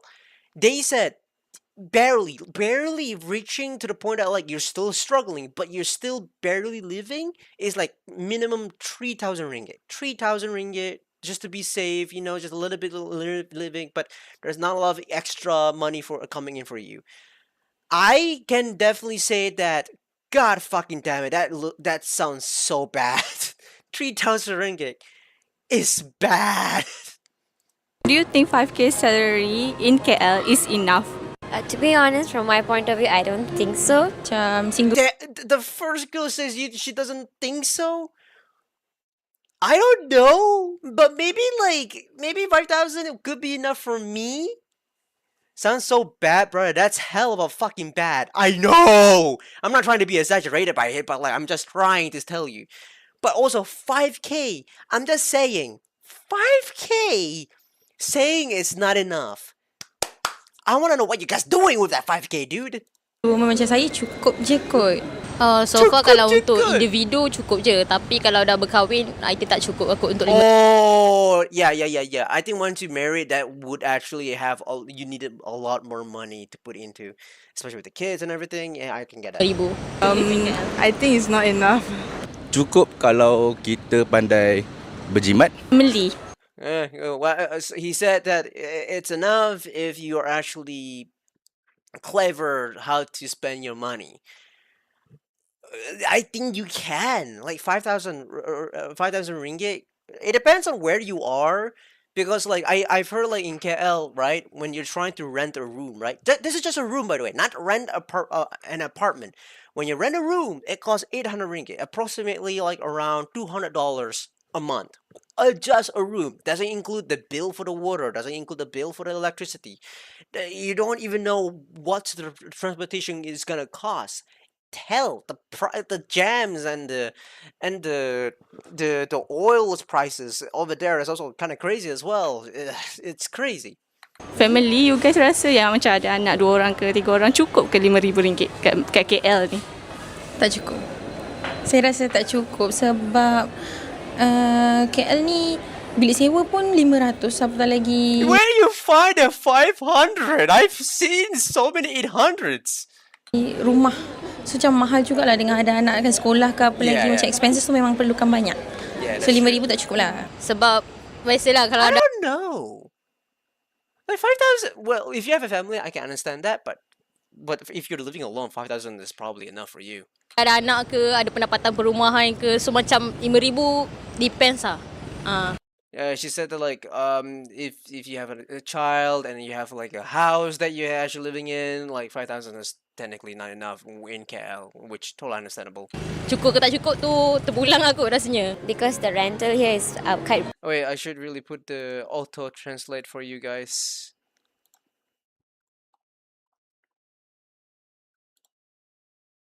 pricey and the food tu terpulang aku rasanya. because the rental here is quite pricey and the food here, the living here cost is actually quite pricey here, so I don't think so. It's not quite. It is. It is very pricey. I think like the sad part about like the living in KL is like there's not a lot of mama store. There is some good mama store, but even the mama store are not very safe because they're also very expensive and they're trying to have a live costs. They're trying to live, you know, and it's sad. It's so sad. If you have a car, you have to pay. Then the loan is quite heavy lah. Yeah. Saya student, bilik sewa tu dalam 500 saja macam tu. And then nanti kalau nak pergi kelas semua, public transport ada RM50 sebulan. So sangat cukup lah. Makanan pun dah lebih daripada cukup dah RM5,000 tu. So untuk student tak ada apa-apa maintenance yang perlu dibayar sangat lah. Mind you, so far we only get the people who do not have the 5,000 ringgit salary. They're just assuming that it's not enough for them, even though they don't have the work that can provide themselves with that kind of salary yet. Like it's just assumption so far. When you look at this dude, you seem to have some money on you. Untuk individu cukup. Saya kata tadi perlu lebih banyak berjimat. Yes. Dan tidak ada banyak komitmen sebenarnya. Yes. I know your biggest expenses maybe like house or like phone bills or maybe like car. I don't really have biggest expenses for now because I live under my parents. So based on my parents' point of view, I think I would say car and houses are the. Saya punya biggest expenses sekarang ni lebih kepada prepaid, lebih kepada persiapan diri dan sebagainya. Sebab saya sekarang ni hidup bujang dengan family, jadi mungkin ada sedikit sebanyak duit yang diberikan kepada keluarga. Tidak ada komitmen yang melibatkan rumah, kereta dan motor setakat ni. Lebih kepada minyak dan sebagainya. That is tough. That is tough, dude. Living in a big city like KL is really tough, especially like when you're trying to make a life out of it. I did say before that I was thinking of like moving to KL, and now I'm thinking maybe not.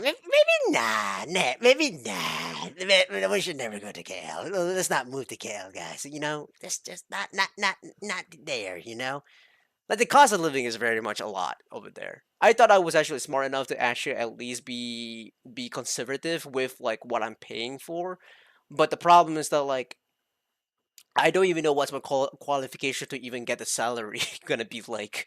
That's the sad part. That's insane. And that's even worse because like I know like people who work cafes or like food and beverages category are also not making enough money for themselves, even though they have to work 12 hours a day for busting their ass off. By the way, it's crazy because like they have to work in KL constantly being busy because it's a big city. No matter which cafe you are, it's going to have a bunch of people coming in. Who the hell wants to move there? I don't. I kind of want to. It's a big city that I would love to actually put myself into it, but because like I grew up since I was a kid, right? But now I'm thinking like, the money is flying by so quickly, so better not do that. Kereta lah. Tapi kereta pun apa je. Tak sampai pun sampai 1,000. Around dah 500 yang tu. Yeah. It depends on what car though. Coffee. Oh, mind you, you also have to understand, like even if you pay monthly for the car loan, you also still have to pay for like the maintenance, you have to pay for the insurance, you also have to actually, you need to actually be prepared with all this money ahead of time if you have all those commitment, because one way or another, you're living in a big city, a lot of things will happen to you. Like in the big city, nothing is technically safe. Like for example, like an accident or something like something like a natural disaster can happen, you know, that kind of shit. I didn't really go to count it, but actually sometimes I will spend maybe one bottle a day lah. So maybe 10 a day. Yeah. Kalau saya kereta kereta sebulan 600. Kalau saya handphone, sebab handphone tu pun saya perlukan untuk kerja part time. So dalam makan ribu jugalah kumpul duit macam tu. Like we can spend with 5K. To be honest, maybe let's just say if the rental for these houses and all is around like 2.5 over here, like even simple as condominiums, and maybe we can manage the money. 2.5? Like, is it living alone? Because like, I'm pretty sure you can still rent like an apartment like around 1.7k, 1.2k, like around 1.5k, around that kind of area. It depends on which part of KL you're living, you know? But like, correct me if I'm wrong. Is 2.5k like a baseline for renting an apartment or something? I don't know. This rental payment or like for simple food for the day or something like that. More than that, I don't think so. It's applicable to use. Yeah. A car, food. Yeah. Why can't you just interview people who really have the ability to have 5,000 ringgit salary? Why are you asking all these people who don't have that? Like I'm not shit talking about them. I get that. Like I can understand, you know, in their own perspective, they can make their own calculation very easily. But like, wouldn't it be more beneficial for you to actually interview people who has that, you know, that ability to provide themselves? I don't know, man. It's weird. Maybe some. I did buy some flower thing here, so maybe I think I will spend on it. Yeah, and drinks, coffee, because I'm a coffee lover. Okay. Yeah, I think that's. Saya rasa beli shopping je kot, bayar kereta ke rumah. Like at that point, like you have 5,000 ringgit, and you're saying it's not enough, and then you're saying shit about like buying coffee, going shopping, and then like buying a phone and that kind of stuff. I don't know, maybe because you want to actually have a phone for yourself or as a part timer. I just feel like all these people were just like thinking like 5,000 is not the word of like barely enough. It's about like they need the 5,000 ringgit to actually, you know, get all the things. Not for necessity, but for luxurious stuff. You know what I'm saying? Like, 3,000 is probably enough for you to live, but you want the extra 2,000, you know, you want to actually like, you know, buy some phones, buy some handbag, go shopping, buy some expensive food. Instead of like doing meal preps, you could just go outside and eat more foods outside, which I can get that. I can understand that to some degree that people don't have the time to make their own food, but for a lot of God, dude. Probably because those people still working, breaking their back off instead of walking around. Fair enough. That could be it. Cukup je 5,000. If you say so 5K is not enough, how much do you think is enough to live in KL? Like how much salary do you think is enough? Girl, I swear to God, if you say 8K, I'm about to fucking lose it. Maybe 6K. Oh, get your ass out of here. Get your ass out of here. 6K. 6K. Yeah, 6K. Dude, I'm not gonna lie. Having 6K to just live barely enough in KL, that doesn't sound good. I don't think that's true too. Move out, yeah, 6K? 6K. How do you find a job that can provide you 6K, bro? What job can give you 6K? If you're like unless like you actually have like some kind of master degree or like some kind of like higher education to even to even have that luxurious, you know? Dude, not even engineers have that payment, dude. That's crazy. Not all engineers. I'm saying like some engineers don't have that payment. That's crazy. I have a friend who's like working in engineering studies, 3,000. 3,000. He was able to actually live there very well. Yeah, well, my friend who actually works there, like in the engineering section, I don't know if you know who I'm talking about, but like if you're watching this video, I hope you're smiling over there, taking care of yourself, man. But at the same time, I know you're living just fine, I guess, barely. I don't know. But like, yeah, move out. Yeah, I think that like 6K, you gotta move out. Keluarga bergantung kepada kita punya bergantung kepada kita punya berapa orang tanggungan. Mungkin kalau kita ada seorang anak ataupun 2 orang anak. Jadi dia bergantung, mungkin kalau satu family kalau 2 orang anak mungkin 10,000 ke 15,000 sebulan. That's 10,000 and 50,000 a month. Ooh, boy, do I have news for you. Not a lot of people have that ability to make that much money, dude. Jeez, 10 to 50,000. That's like some rich level shit, dude. That's beheaded shit. My sister have it, and she's not living in KL.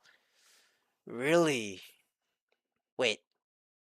Your sister has PhD? Damn. 6,000 ke atas kot. 6,000. Bagi saya yang betul-betul selesa yang kata tak perlu fikir tentang kewangan tu mungkin dalam 7,000, 8,000 mungkin. Saya tak pasti. Oh, so you don't want to think about the money. Okay, yeah. But again, 7 to 8,000, that's a lot of money. To live in KL for me, I think around 8K at least. Yeah. Oh! Dude, all these people don't even have that experience to actually have a 5K salary, man. Dude, I go off to ask like some of the like people. Some of those people that I ask, right? They have families. They have 5 kids, 3 kids. They have lived with their own with their own mom. They can actually live off just fine with 3K. But the problem is that like they living under someone's roof, they already pay off the money for that house, you know, that kind of stuff. So like if I have to take a guess, well, how much salary do you need? 5K is already good. 5K is already good. You have to be smart. You have to see a bunch of resources, what they can provide you with. Probably 3.5K is already good by itself. That's crazy, dude. Let me see the comment section. Most of the responded most are probably single and unmarried. Only the guy that was interviewed gave realistic answers. Lol. Yeah.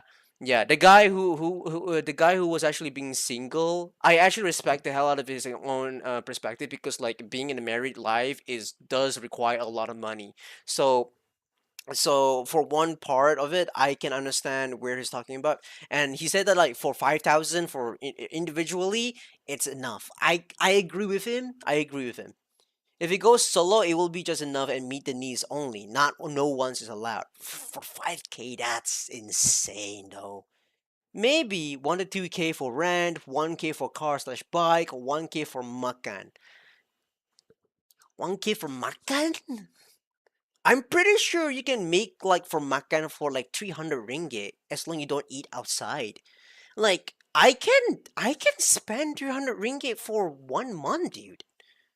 But I have to cook, of course. I have to cook. I can make simple food for myself. Just eggs, chicken, or maybe fish, and then like some breads, and then like if you want some, get some veggies for yourself.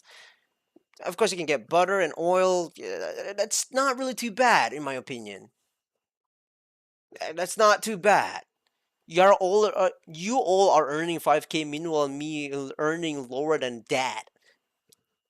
Yeah, like I said, not everyone can get 5K, dude. Holy shit. Like 5K is still a lot. It still required a huge properties to actually, you know, get into that salary.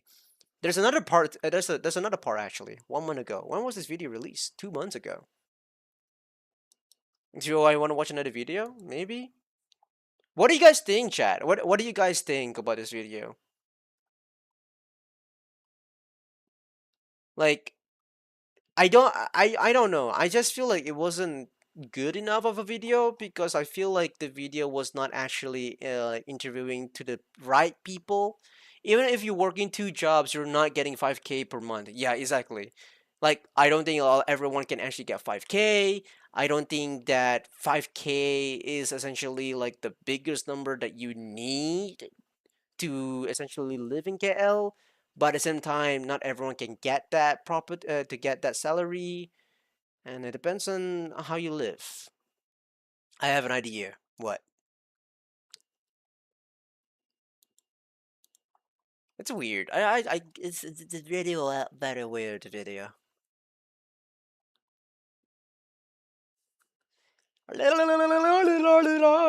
Sorry.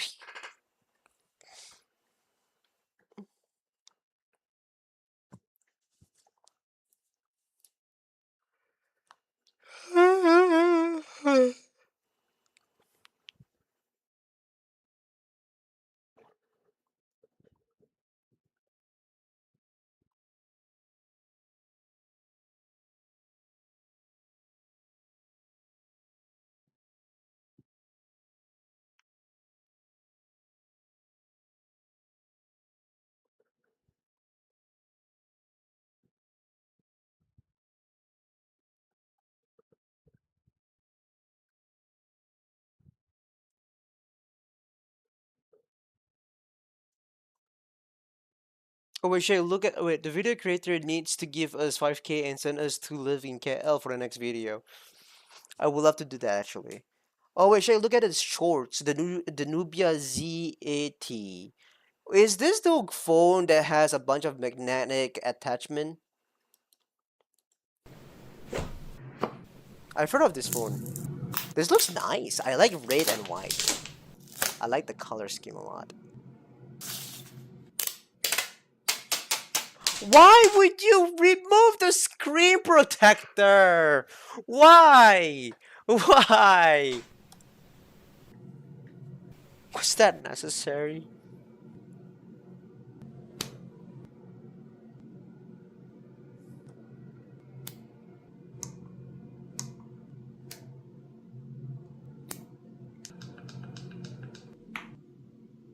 It looks pretty good.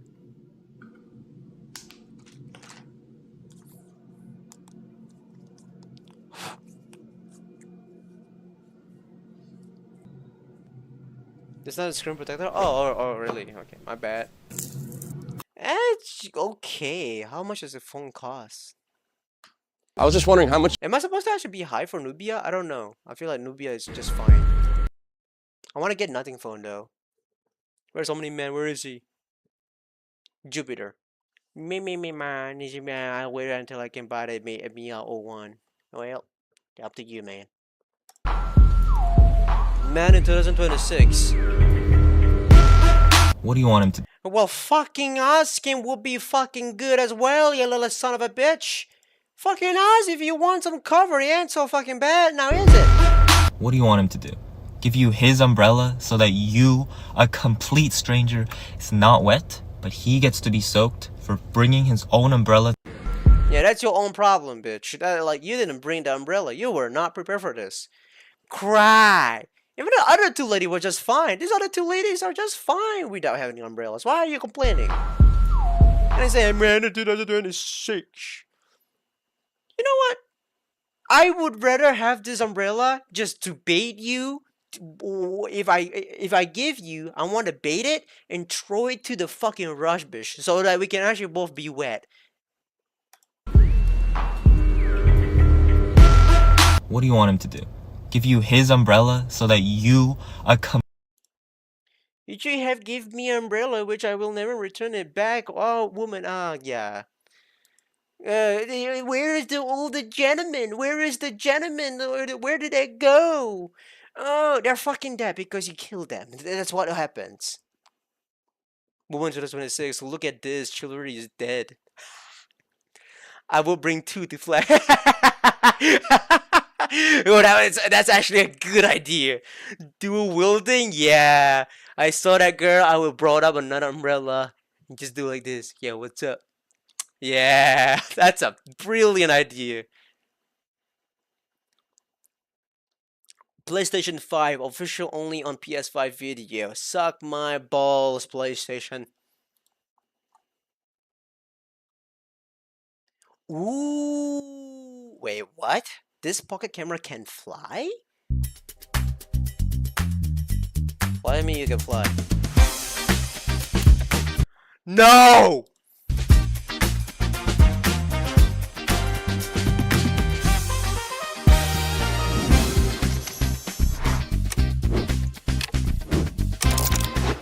As much as I like that idea, I would never do that.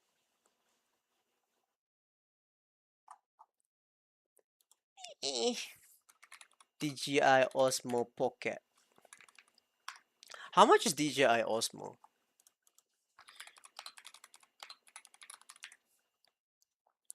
Guys, I might actually do a vlog, actually. I kind of want to do some vlogging, but I don't know if I should or not. Ooh, 600 ringgit? For what?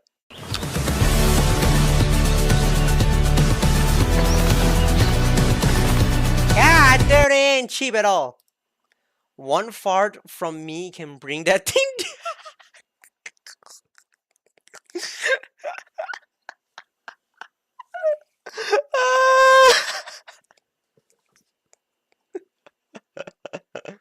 Yeah, it would actually.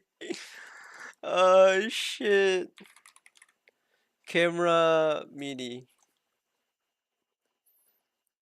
I kind of want to get a camera. There is like a camera that you can put it on here. I don't know what was it. There was a camera that I was like thinking of buying.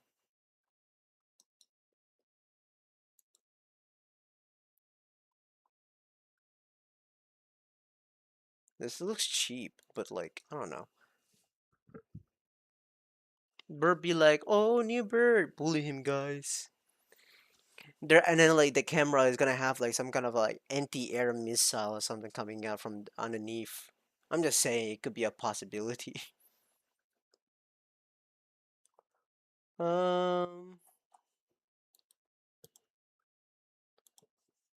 Budget camera. I kind of want to have the camera POV.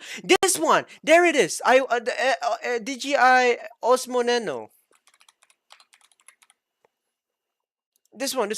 I want to actually get this one actually, guys. Never mind.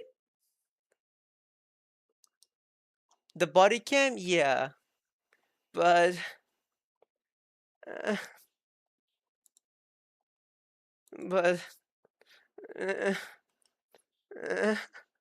1.5K.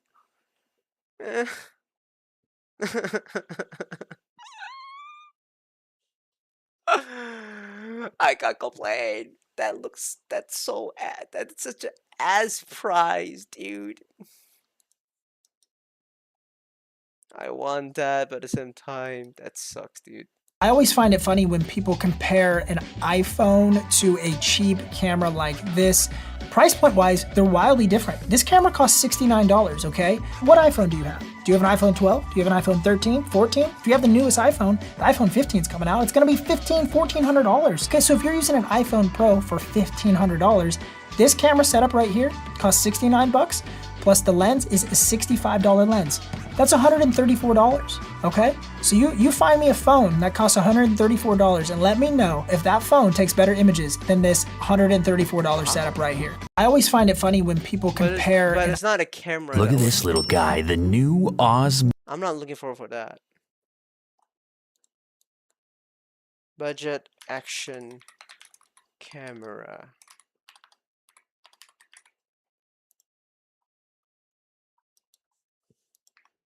DJI Pocket Osmo 3 is too expensive? Oh, let me see.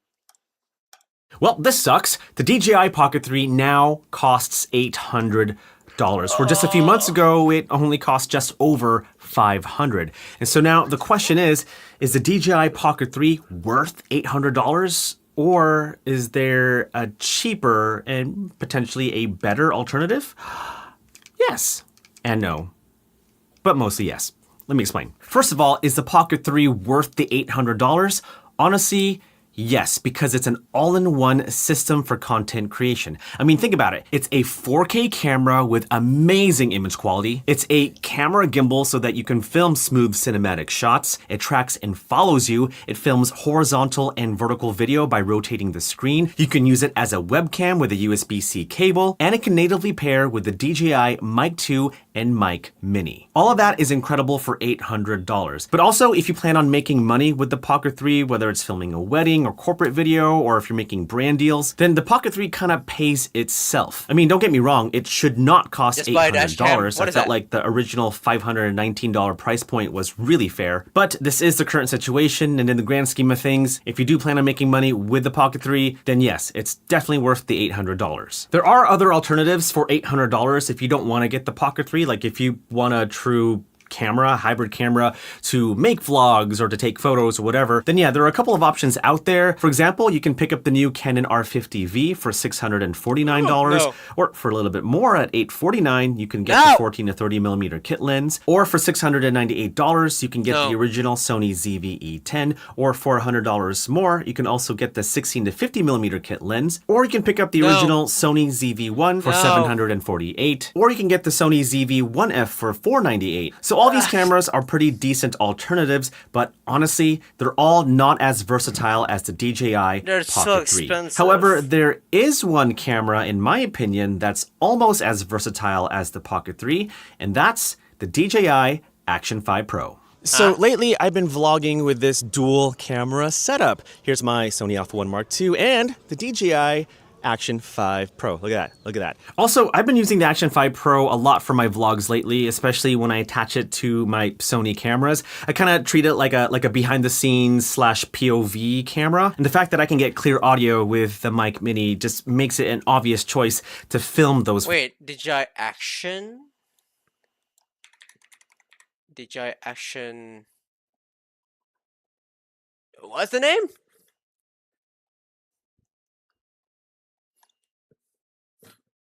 It says Action 5, right?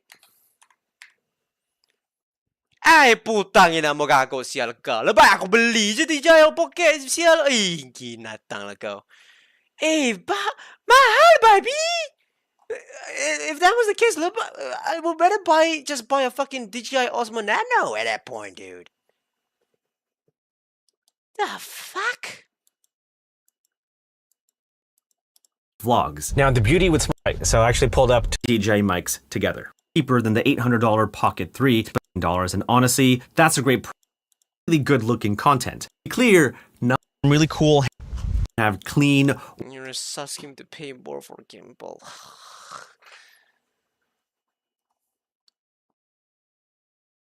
I just found DJI Osmo Action 4 for 1K in FB Market. Still not a good price for me. I don't think I can. Dash cam, right? Motherfucker, what the fuck is this camera?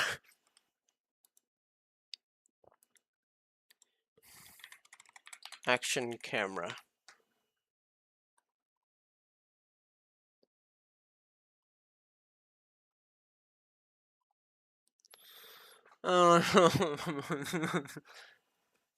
It's for cars. Yeah, I know.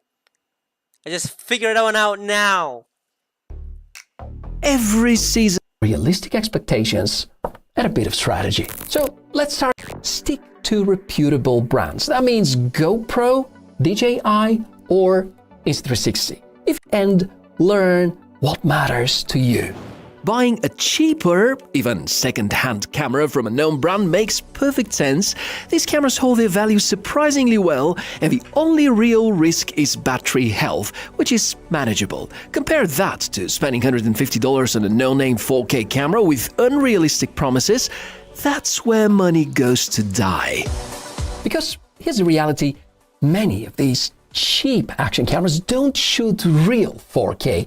It is interpolated, upscale. It's like recording low-quality audio at higher bitrate. Doesn't magically become better.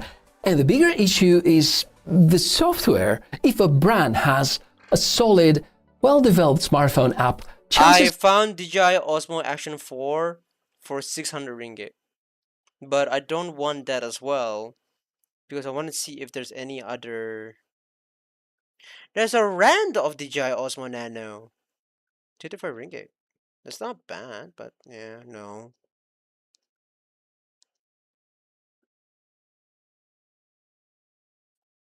I would rather use my own phone instead. Yeah, my phone is better to use.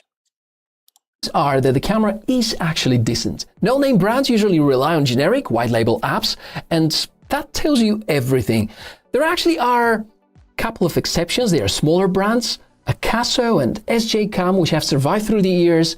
But even there, Does anybody have a? I would be Does anybody have a gimbal by any chance in their own house that I can borrow? Which I don't. At least in Malaysia, that would be very nice. Ah, fuck it. I'm not. Why do I even bother? Why do I even bother to care about these fucking products, dude? I have a chicken. Cool. Give me the chicken so I can eat it. Also, I'm having a headache out there. It's 11:53. I'm gonna end the stream as soon as possible, like before midnight at the very least.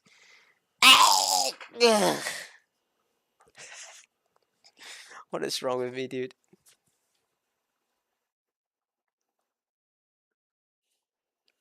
Oh.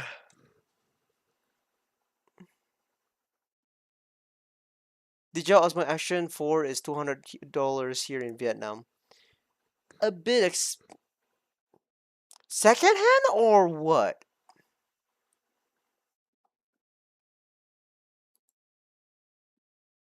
New. That's pretty good price. DJI Osmo Nano, Insta360 Go Ultra, Insta360 Go 3S. Now the Insta360s are in what are called pods, and these have flip screens that come up and allow you to see what you are shooting. You can actually take the camera out of the pod and it will still wirelessly show you everything there. The DJI Osmo Nano has what's called a vision dock, and you can detach it and then you can flip it around this way if you'd prefer to do so like that. Again, it still shows you everything wirelessly there as well. The Go 3S is the smallest of the three when they're outside of their pods and their dock. When it's the smallest, it means it also has the smallest sensor, which means it's not as good in low light. Now, both Insta360s support 8-bit video, whereas the DJI will do 10-bit D-Log M. What that means is that it's actually going to be a lot better when it comes to color grading. In terms of video, you can do 4K 60, 4K 60, the Go 3S will do 4K 30. The Osmo Nano will actually do 4K 120 slow motion too. Both the Insta360 support Apple Find My if you lose these. The DJI, however, does not. All are waterproof up to 10 meters, but just the camera. These are splash proof, but definitely not waterproof. Now the Go 3S has a 128GB internal storage. The Osmo Nano has a 64 and 128GB option, plus it supports micro SD cards. The Ultra has no built-in storage, but it supports cards up to 2 terabytes. Battery life, as expected on the 3S, is the least because it's the smallest, and these are the remaining 2 battery lives for these. Which one? 50 minutes. Oh, endurance mode for 4K. Okay, I can get that. Are you getting? DJI Osmo Nano, Insta360 Go Ultra, Insta360, right?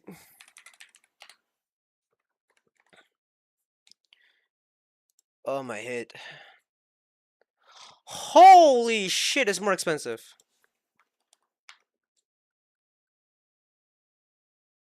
Holy shit. How about gimbal?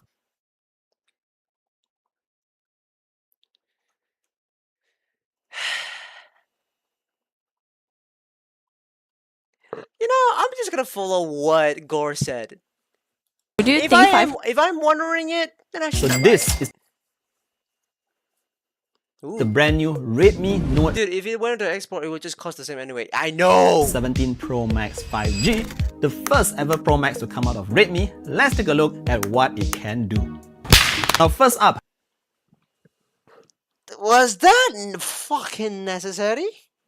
The main highlight here is really all about that massive battery size. What we have here is a 10,000 mAh silicon carbide unit, which is basically almost 2 times the battery size of standard phones. Think about it, instead of carrying a separate power bank, you literally have that amount of power in this single device, which you can also use to reverse fast charge your other devices. In fact, the Redmi Note 17 Pro Max 5G itself isn't even very thick and doesn't weigh a lot. Now, battery life wise, you can confidently expect 2 to 3 days on a single charge. And just for some context, a 15-minute game of MLBB only drains the battery by like 2 to 3%, and this is on high graphics settings. Now, when the phone does run out of battery, you can charge it up quickly via the 100-watt fast charge charger that's provided in the box. Alright, so another highlight of I will love to buy this. The Redmi Note 17 Pro Max 5G is all about its durability. Not only is it built to survive 3-meter drop tests, it also comes with all the IP ratings to make sure dust and water do not damage it during accidents. Now that means not just surviving deep water submersion of up to 6 meters for 30 seconds, but even high temperatures and powerful jet sprays. It'll also survive the occasional drops,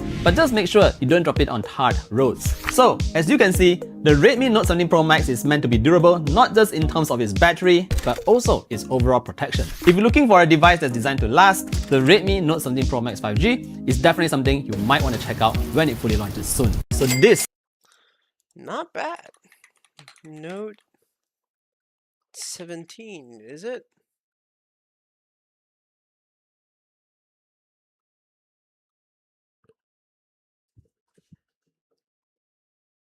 It's 4 RAMs. There it is. 2000.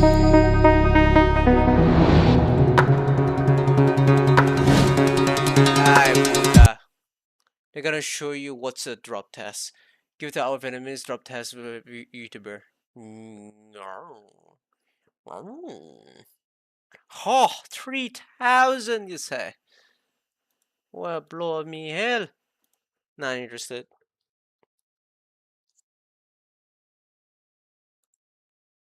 The invisible vlog for shy people.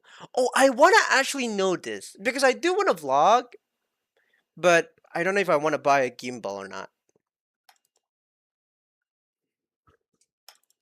I know the title of this video is a bit of a paradox. I mean, how could you record your life without people paying attention? Well, I do it every day. It all starts with a low profile. If you have less gear, you'll stay in the clear. My personal choice of camera is the DJI Action 4. It's a couple years old, but it's tiny enough to go unnoticed and tough enough to take around the world. It's also got stable. My personal choice of camera is the DJI Action 4. It's a couple years old, but it's tiny enough to go unnoticed and tough enough to take around the world. It's also got stabilization, so you don't need extra gear. DJI Action 4. Funnily enough, there is actually... Hold on.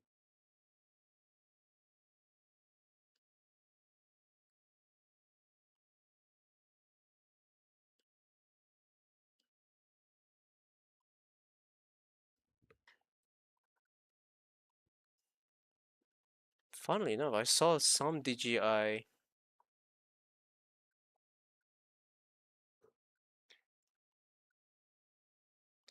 Yeah, 600 ringgit.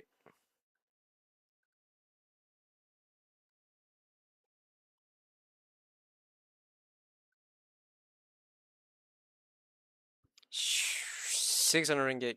Yeah, no, let's not be a dumbass here, alright? You don't even need cables. I'm using a wireless microphone. And if it loses connection, it saves a backup recording for me. All right, coming up on the festival now. I don't know if they're playing copyright music, but I hope they're not, so you can enjoy it as much as I am right now. Let's rock.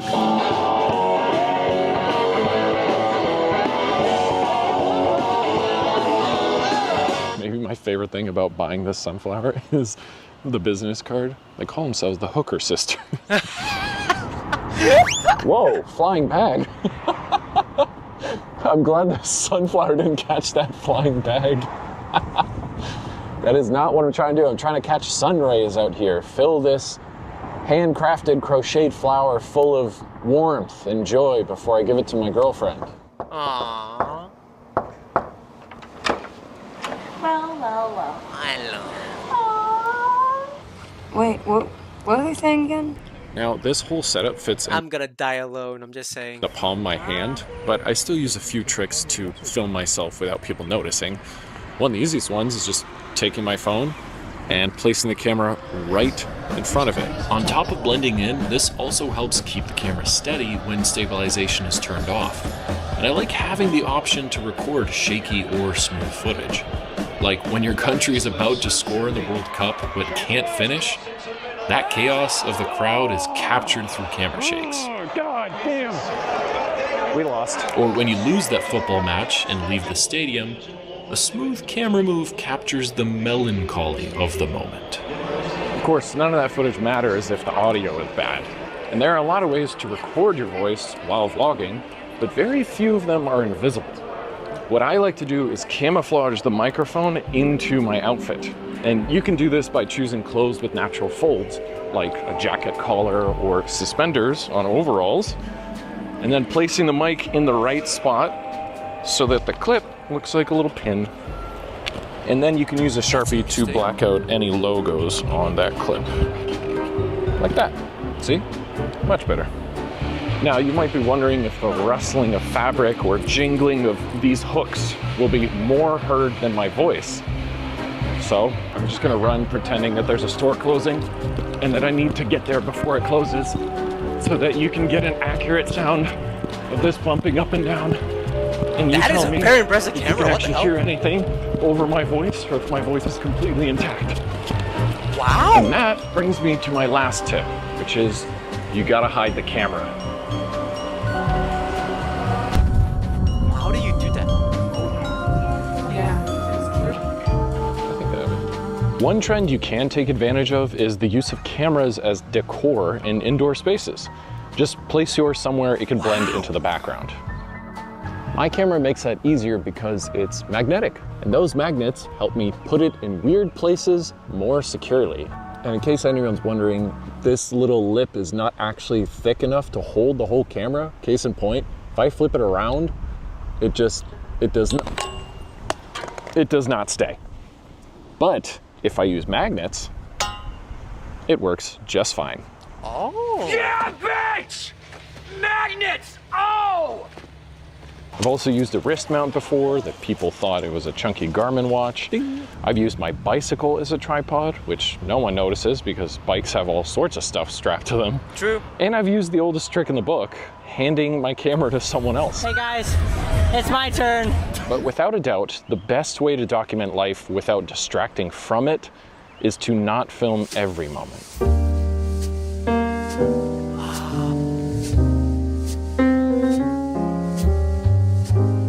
I recently went to a historical reenactment and only shot 2 memories. The first was playing with children's toys. Damn it. So who won? But who was born first? Me, so I win.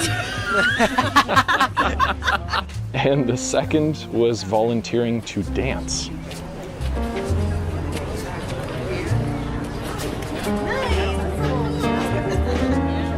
Lots of other stuff happened that day, but those felt special enough to record.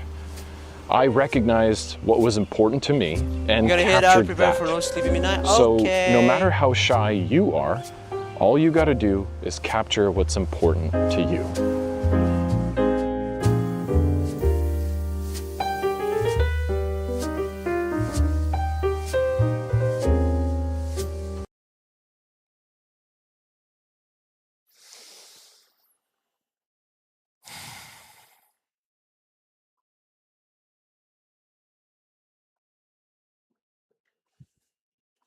Yeah. That got me thinking, actually. I'm not gonna lie. I'm gonna like that video. The DJI Pocket 4 way. That is a very interesting video, I'm not gonna lie. Yeah. I'm gonna keep that in mind for now. That would be a great way to actually end the stream. This is going to be a 4-hour stream, right? Yep. Oh dear, it's not a good week. Stop it. Alright, I'm gonna stop here, y'all. I do hope all of you have a wonderful day or have a wonderful night. We'll try to see if we can rate anybody else in a moment. Let's see if we can raid anybody. Anybody. Excuse me. Oh god, my burping is actually kinda got more often than I thought.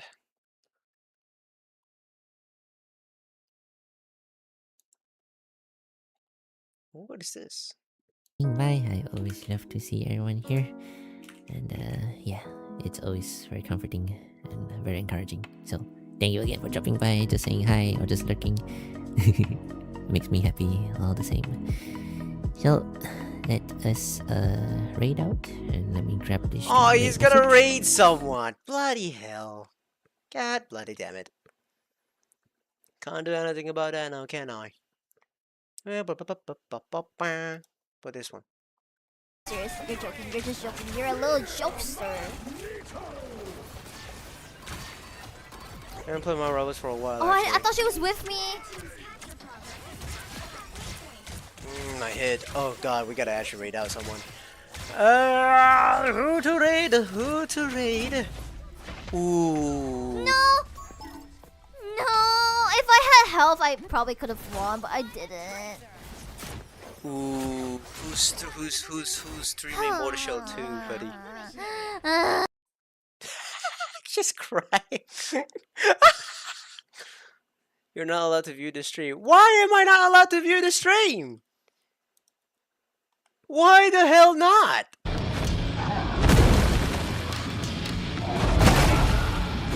I love her beautiful Mortal. It looks so cute.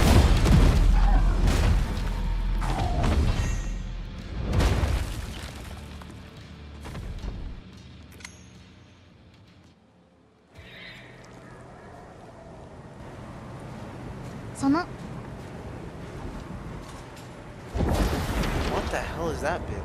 What the hell did you do?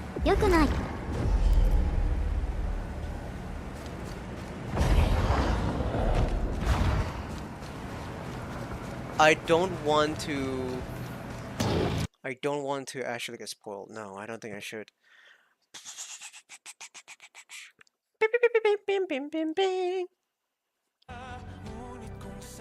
So you put fighter pulse here? Wanna use my pulse? Do we fight? Or do we have to put it in the pal box? I have not finished this game yet, actually. God dang it, I need to actually find ways to finish this. Well, it's fine. Maybe we're not gonna raid anyone today. Not today. Not today. We'll raid someone maybe tomorrow instead.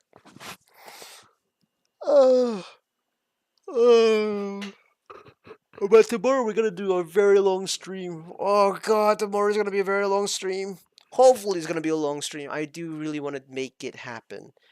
But yeah, I'm gonna go now, guys. Thank you so much for everyone coming by to the stream. I do hope all of you have a wonderful day or have a wonderful night. I'll see you guys when I make another stream, guys.